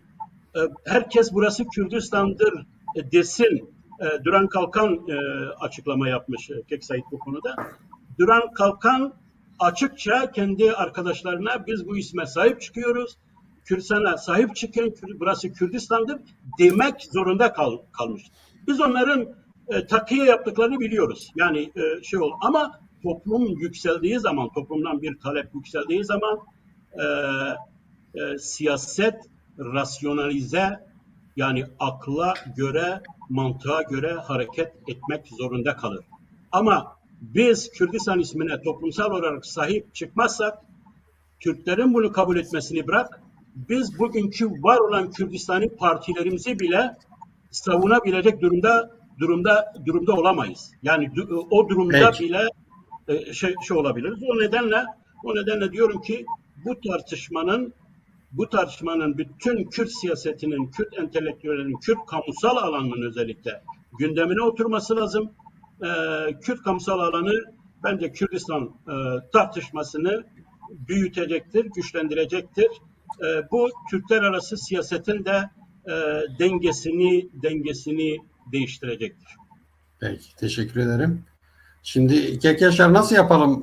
Önce herkes birkaç cümle son sözlerini söylesin. Sorulara mı geçelim? Soru varsa Kek Said'e ona bir bak. Önce soruları mı alalım? Peki. Evet. Önce soruları alalım. Ali Kemal sormuş. Öncelikle katılımcılara selamlar. Kek Ümide bir sorum olacak. Erdoğan baştan itibaren ecdat sözünü sloganlaştırdı. Ecdat sözü sizde ne tür çağrışımlar uyandırdı? Şam'da Hamidiye Camii'nde namaz kılmak ve şimdilerde gelinen nokta ile baştaki ecdat sözü arasında bir uyuşmazlık var mı? İşgalcilik nasıl demokrasiyle uyuşur? Doğrusunu isterseniz bu ecdat edebiyatı benim de çok nefret ettiğim bir dil ama Oğuz Kağan'dan daha farklı tabii. Ecdat da yani Osmanlı büyüklerini, Osmanlı ileri gelenlerini kastediyor. Yani Oğuz Kağan'ın Mete'yi, Atilla'yı uydurma bazı isimler daha var orada. heykelleri var ya, bir tane işte başka işte Harbiye'de, İstanbul Harbiye'de böyle bir tane kafalar var. Her birine bir isim devlet uydurmuşlar. Yıldız da var 16 tane. Şimdi yani o bakımdan ecdadı ben çok itici buluyorum ama öbür ondan öncekiler gibi işte o Orta Asya'dan o ağacın kavuğunda büyüyen çocuk olarak uydurulan hikayeden daha farklı bir boyutta düşünüyor. Yani böyle bir ırk olarak almıyor da o şanlı o fatihleri alıyor. Yani daha gerçek insanlardan bahsediyor. Çok hoş değil tabii ki. Çok itici geliyor. Ben bir ecdadın Peki, torunu, o ecdadın torunu değil. Benim çünkü kayda geçmiş, zapta geçmiş. Ben şunu her zaman söylemişimdir orada burada da. Alparslan Malazgirt'te savaşmadan önce benim dedelerim aynen bugün yaşadıkları topraklarda yerleşik olarak yaşayan insanlardı. Ben onların çocuk torunlarıyım. Yani öyle bir ecdat edebiyatına girmek bence Peki. doğru değil. Kabul Teşekkür ediyorum. ederim. Reji Ama Bedran bir, buyurun. birkaç Şimdi şey vardı. Yani Heh. sorulardan önce belirtmek istediğim, belki onu sona mı saklayalım? Yani böyle Sona saklayalım. belirtmek Sona saklayalım. Şu atladığım soruları bir şey. geçelim. Evet. Hı-hı. Sona saklayalım. Bedran Acar'ın bir sorusu vardı.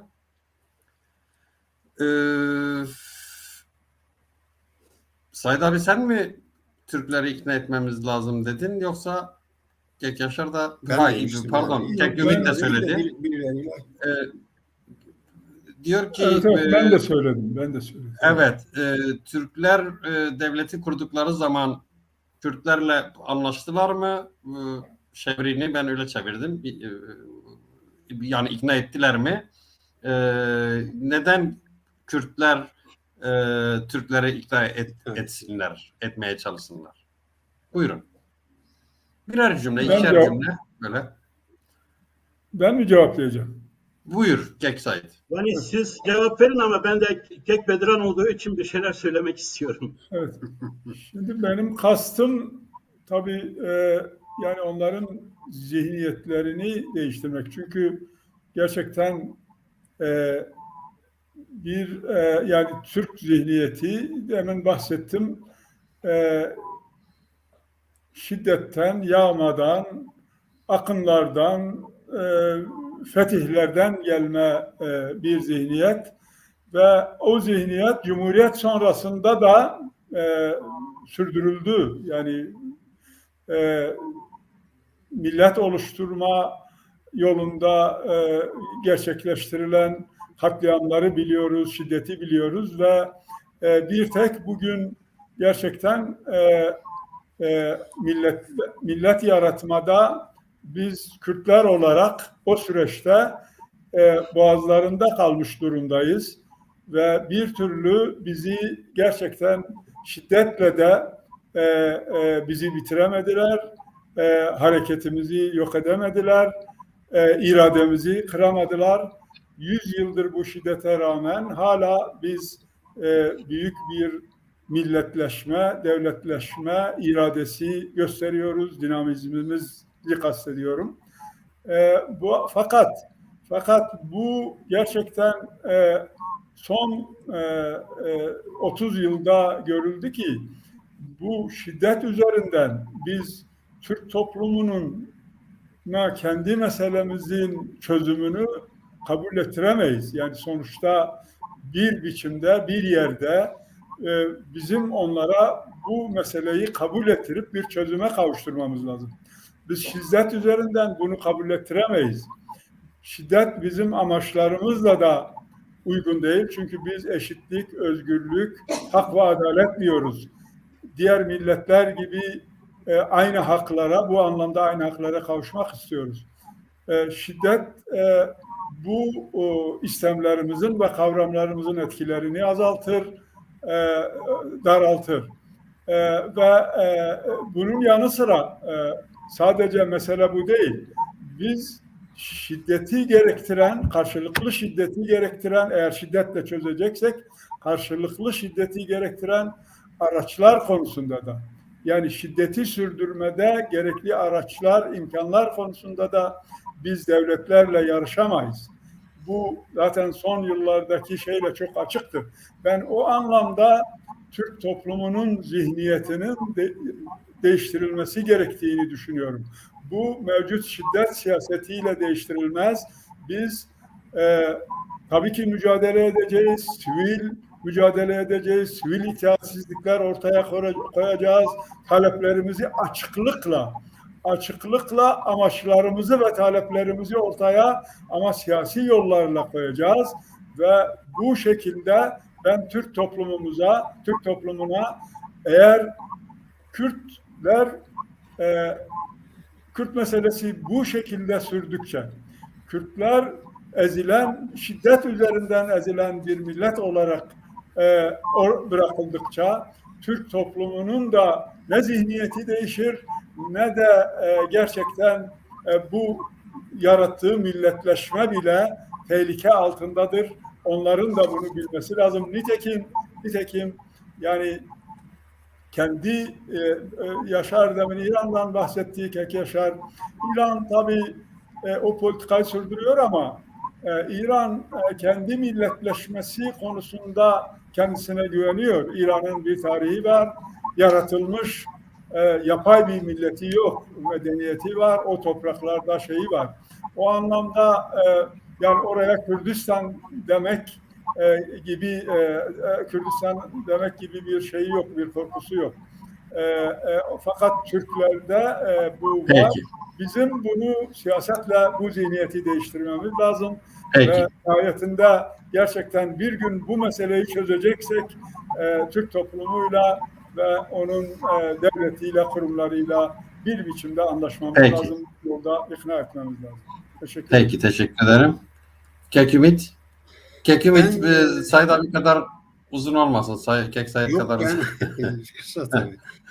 Bu yani bir kere sizin talep ettiğiniz şeyler meşru haklarınızsa bunu şiddete değil de bir meşruiyetten gelen hak olarak ifade etmek ve tanınmasını istiyorsanız burada tabii ki karşı tarafta yani duvar değil neticede yani ikna olan size meşru bir hakkındır. Milletler arası hukuk bakımından da öyle görülecektir. Meşruiyet önemlidir burada. Eğer sizin talep ettiğiniz ya da bizim talep ettiğimiz haklarımız ve diğer işte kültürel, siyasi, kimlik vesaire gibi haklarımız meşruysa ve bizim birilerinden bir şey almak değil, sadece tanınmak, hak edilmiş gasp edilmiş haklarımızın tanınması söz konusuysa burada birilerinin ikna olması, bu meşru talep karşısında, bu meşru istekler karşısında yani hala zorbalığa devam ediyorsa o zaman bütün dünyanın, bütün hukukun, bütün bir işte insanlığın lanetleyeceği bir tutum benimsemiş olur. Bunu yapanlar yok mudur? Vardır. Bu bakımdan Ya bana bu üstadım yani bence ikna etmek bence kullanılmamalı. Doğru bir ben öyle yani diyeyim, bence uygun düşmüyor. Çünkü hani, sizin meşruiyetiniz var. evet, sizin meşruiyetiniz esas olan var. meşruiyettir. Sizin söyledikleriniz var. Sizin haklılığınız var. Haklılığınızı kabul edecek yani. Bu bir alışveriş değil. Bu bir tanınmadır. Evet. Bu bir hakkın tanınmasıdır. Pratiğe uygulamaya geçmesidir. Yoksa yani onun için hani ikna edelim dediğin zaman yani sanki yani şimdi Türkleri biz yani niye ikna ama edelim şu yani? da var ki hani şu da var ki bir bilgisizlik, bir şartlanmışlık vardır. Bir takım insanların aydınlatılması lazım. Bir de ben Türklerin ikna olacağını sanmıyorum. Türkler yani tepeden örgütlenmiş bir millet. Yani tepeden örgütlenmiş. Dolayısıyla tepeden değişirse, tepedeki siyasetçi yaparsa aydınlandıkça değişir. Yoksa bu konunun meşruiyetini gösterip birilerini aydınlattıkça durumun tabii ki tümü tarafından benimsenip ikna olmak bilmem derdi. Ama aydınlatmak kendi haklarını, çünkü durup durduğu yerde insan sizi tanımıyor. Bir örtbas edilmiş, görmezden gelinmiş, gasp edilmiş bir takım haklar var. Birisi kalkıp bu haklarının gasp edildiğini ifade ediyorsa ve karşısındaki insan da evet canım öyledir diyorsa burada ideal olan da budur zaten yani. Evet ama Ama birebir yani- ilişkiden bahsetmiyoruz. Bir siyasal hareketten ve bir siyasal tavırdan Bu bahsediyoruz. kişi Yani tabii tek tek kişiler Türkleri- haline de tek tek Türkleri kişiler ikna haline de edecek. gelmelidir. Yani gelmelidir. Yani bunu alışverişten ziyade gasp edilmiş hakların tanınması. Yani meşru. Siyasal eyleminizin meşruiyet üzerine dayanmasıdır. Evet, meşru. Yani Benim uluslararası haklarımın anlamda. gasp edilmesi gayrimeşrudur. Ben meşru olarak haklarımın talebinde bulunuyorum ve kullanmak istiyorum. Bunu tanıyacaklar. Evet, Kek yani, Yaşar. başka yolu yok. Kek Yaşar Evet, biraz ben, kısa lütfen. Tek Bedirhan'ın sorusuna ben de kendi düşüncemi söyleyeyim. Şöyle, önce bize sordular mı? Yani Kürt iradesi Türkiye Cumhuriyeti kurulurken siyasal inşa, müesses nizama yansıdı mı temsil olarak? Çok anekdot, yani çok zaten bunun ortaya çıkması tarihsel adaletsizliğin, tarihsel hukuksuzluğun, tarihsel sahtekarlığın açığa çıkmasıdır. Yani bunu sürekli konuşmak lazım. Yani gerçekten Kürtlere sordular mı sorusunu. Bu cumhuriyette bizim neyimiz var? Geçen gün İmamoğlu Diyarbakır'da aynileşelim demişti. Aynileşme kavramını kullanmıştı. Yani bizim bu cumhuriyette neyimiz var? Bize sordular mı? İrademiz yansıdı mı? Konusunda çok sembolik olarak her zaman söylemek istediğim şey Erzurum Kongresi'dir. Erzurum Kongresi yani Türk ulusal sözde kurtuluş mücadelesini, yeni cumhuriyetin genezisini, ortaya çıkışını temel atan kongredir. Neden Erzurum'dur, neden Kürdistan'dır? Çünkü o zaman Kuvayi Milliye denilen bu çetenin, bu darbeci çetenin aslında Osmanlı İmparatorluğu'nda gideceği hiçbir yer yoktur. Samsun'dur, Sivas'tır, Amasya'dır, Erzurum ve Kürdistan'dır. Çünkü diğer yerlerde işgalci güçler vardır. İngilizler İstanbul ve diğer bölgeler şeydir. Kürdistan'da yapabilirsin. Erzurum özgürdür. Ama Erzurum'a Mustafa Kemal çok büyük şeylerle gitmiştir. Yani maceralarla gitmiştir. Dersimli Kürtler aslında onu köşe bucak arıyorlardı ve bu korkarak, saklanarak, gizlenerek Erzurum Kongresi'ne gitmiştir. Bu ironik bir olaydır ve Erzurum Kongresi sözde Kürtlerin iradesinin yansıtılmış olduğu, Kürdistan'da bir çıkış olarak yansıtılmış olduğu kongrenin temsil heyetine seçilen ve bu temsil heyeti adına Türk Ulusal Kurtuluş Kongresi'ni Türkiye'ye yayılmayı, Anadolu'ya yayılmayı organize eden Sivas Kongresi'ne aslında Mustafa Kemal Kürdistan'ın temsilcisi olarak katılmıştır.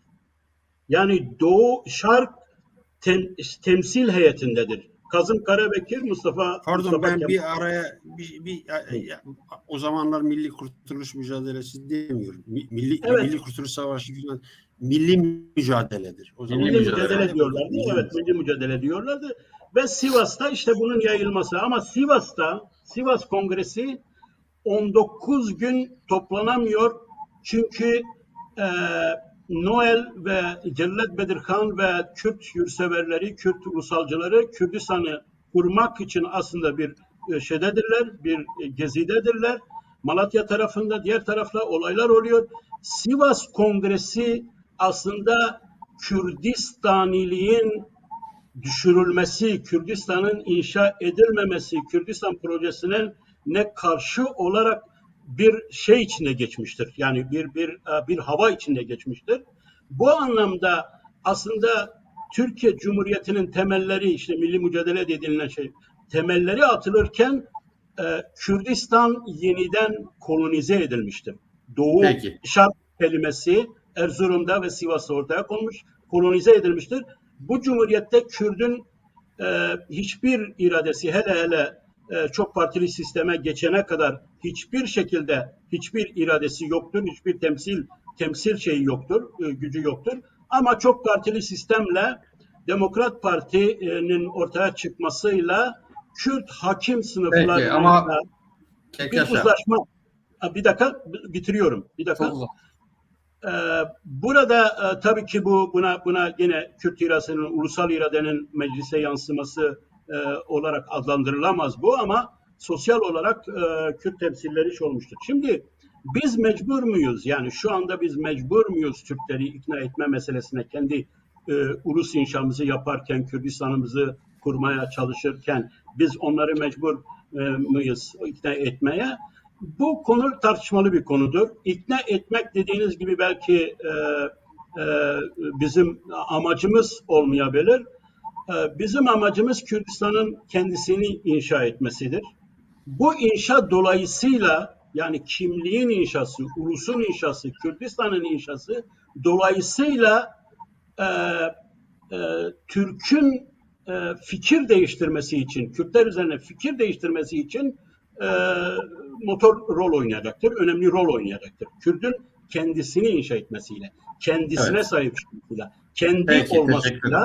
kendi olmasıyla, dolayısıyla tanınma önemli bir olaydır kimlik inşasında. Tanınma olmadan, kabul olmadan bir kimliğin kendisine güveni çok sağlam değildir. Nihayet bugün bunu Türkiye'deki Kürtlerden özellikle görüyoruz. Kürtler üzerine bir iyi laf söylediği zaman, bir şey söylediği zaman Kürtlerdeki o gururu, o kendine olan güveni, o psikolojik durumu görüyoruz. Bunun önemi vardır. Hiç kuşkusuz bunun çok büyük bir önemi vardır. Ama tanınma işin kuyruğudur. Yani kuyruk, hani bir şeyi şey yaparsın ya, kuyruğudur. Önemli olan önce Kürt'ün kendisini çok güçlü bir şekilde bütün tarihsel, kültürel, kimliksel, ülkesel, siyasal boyutlarıyla bir ulus olarak kendisini inşa etmesidir. Vatan bilinciyle Kürdistan'ı sahiplenmesidir. Bu yapıldıktan sonra Türkler fikirlerini değiştireceklerdir. Peki, teşekkür ederim. Kek Yaşar, konuklarımızdan uzun konuşma şeyini gösterdin. Şimdi Soru mu var yoksa son sözlerimiz mi? valla son sözlerinizi alacağız artık. Çünkü yayın otomatik olarak kesiliyor. Yani 2 saati geçince kesiliyor ve bizim birkaç dakikamız kaldı. Ben özellikle birkaç cümle. Kek Yaşar'ın söylediği Duran Kalkan'la ilgili işte söylediği söze, Duran Kalkan'ın Kürdistan'a sahip çıkıyoruz mesela. Şimdi bu Nevzat Tandoğan sendromudur. Yani eğer bir yere Kürdistan denilmesi gerekiyorsa onu da biz söyleriz gibi bir tepeden bakan bir açıklamadır. Yani o bakımdan o da bir Nevzat Tandoğan. Evet, İşte evet. tipik, aynen. Komünizm gelecekse onu da biz getiririz gibi benzeri bir şey. Şimdi bir de İran'ın durumu, İran bir coğrafi kavramdır. Ve İran'da Persler de var, Kürtler de var, Azeriler de var, Türkmenler de var. Ve dolayısıyla da tarihten gelen o coğrafi alanda yaşayan insanlar yaşamaya devam ediyorlar. O bakımdan da İran kalkıp kendi adını Persistan ya Farsistan koyarsa orada Kürtler ben burada yokum ya da Azeriler, Türkmenler ben burada yokum, benim ismim örtbas edilmiş demeli. Zaten de kaçınılmaz olarak derler. Öyle bir İran ismi var ve çok uluslu. Ulus devlet olmuyor yani. Bu mevcut durumda kendini koruyabilmiş. Korumaya da işte mümkün olduğu kadar devam etmeye çalışıyor. O bakımdan İran öyle biraz görüyoruz zaten. Tam böyle ulus devlet falan olmuyor. Şimdi bir hususa ben özellikle Kürt arkadaşlarımdan zaman zaman tartışırım. Kürtler geliyor kendilerinin haklarını, kendi kimliklerinin ifadesini Mustafa Kemal'den alıntılar falan yaparak ifade etmeye çalışıyor. Şimdi Mustafa Kemal İzmit'te Kürtlerden bahsetmese ne olacaktı yani? Yani niye Evet. Mustafa Kemal İzmit'te demiş de ben ondan referansla kendimi ifade edeyim? Dememiş ya. Var. Ya umurumda değil benim Mustafa Kemal'in Kürtler var mıdır yok mudur? Yok demişse inkar etmiş. Var demişse de demiş. Yani benim referansım o değil. Benim referansım kendi tarihsel patrimonumdur. Mirasımdır, köklerimdir, yapımdır, coğrafyamdır. O bakımdan ben bu tip referanslara ihtiyaç duyulmamalıdır ve kullanılmamalıdır. Mustafa Kemal demişse ne olmuş? Tayyip Erdoğan demişse ne olmuş? Allah Allah. Yani bir gerçek var ve bu gerçeği ifade etmişse etmiştir. Herkes gibi o da ifade etmeliydi. Etmiştir bazıları da. Bir işin biraz ironik bir kısmını söyleyeyim. Son bunu söyleyeyim. Arkadaşlar ne kadar Kürdistan ismini saklasalar, irtme çalışsalar, küfür gibi kullansalar da her gün bunlar PKK diyorlar. Her gün PKK nedir? İşte orada Kürdistan geçiyor. Yani belki kurucuları akıl edemedi, oraya Kürdistan koydular. Ama yani neticede Kürdistan kelime yani K harfi geçince Kürdistan dememiş mi oluyorsun? Pak diyorsun. Yani oradaki K harfi K mıdır yani? Sadece bir K'dan ibaret, bir ses midir yani? Bu da Kürdistan'dır. O bakımdan yani ellerine de yüzlerine de bulaştırıyorlar. Yani bir yandan PKK'de bir yandan KAK'de PAK'de Evet. o ne olacak? Yani o işte Kürdistan yani pratiğe yansıtamıyorlar. Evet. Olmuyor. Evet. Bunlar böyle o Teşekkür arada ederim. kafamda vardı atlamışım. Bunları da ilave edeyim. Teşekkür ederim Ümit. Tabii bazı soruları atladık, zamanımız da kalmadı. Ayrıca Kek Şoreş demiş ki neden Kürtçe yazanların sorularına cevap vermiyorsunuz? Yani vicdansızlık yapma. İlk ekrana koyduğumuz soru Kürtçe yazılmıştı Kek Şoreş. Kek Said senden alalım. Son ben bu sözlerini kapatacağız. Kek Yaşar'a bir daha söz vermeyeceğim. Eyvallah diyeceğiz. Evet, ben bu ikna kavramıyla ilgili bir şey söylemek istiyorum. Ben tabii zaten söyledim. Aslında Türk toplumunun red ve inkara dayalı ve bunu şiddet üzerinden gerçekleştirmeye çalıştığı bir politikası ve zihniyeti var. Türk toplumunun böyle bir zihniyeti var.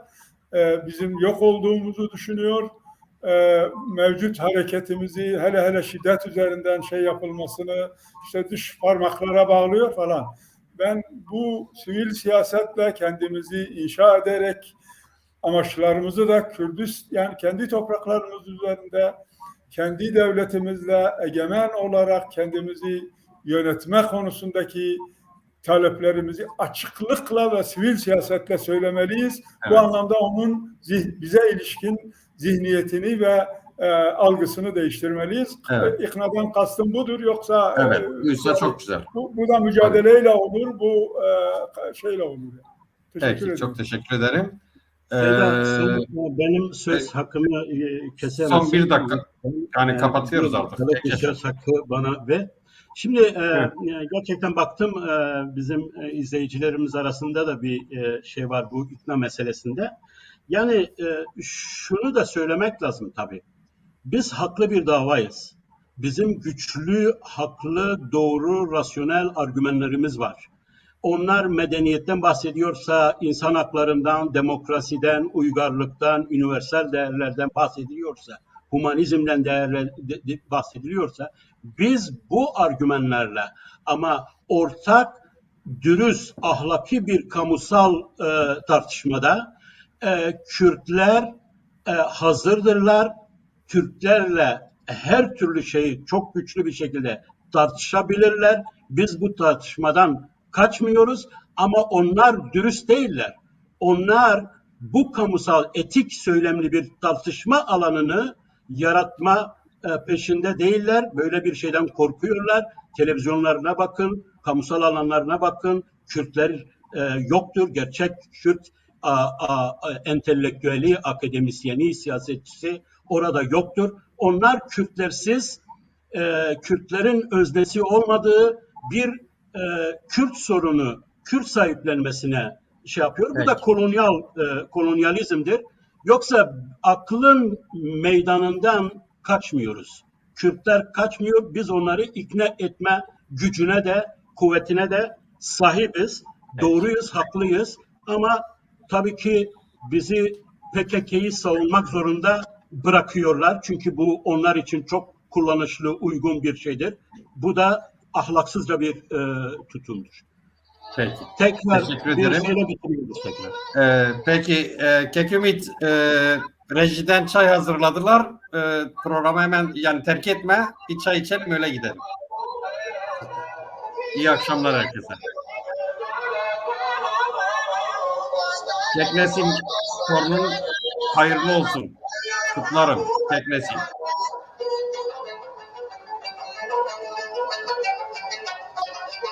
Oradan Erivan Radyosu'nun sesi geliyor ya.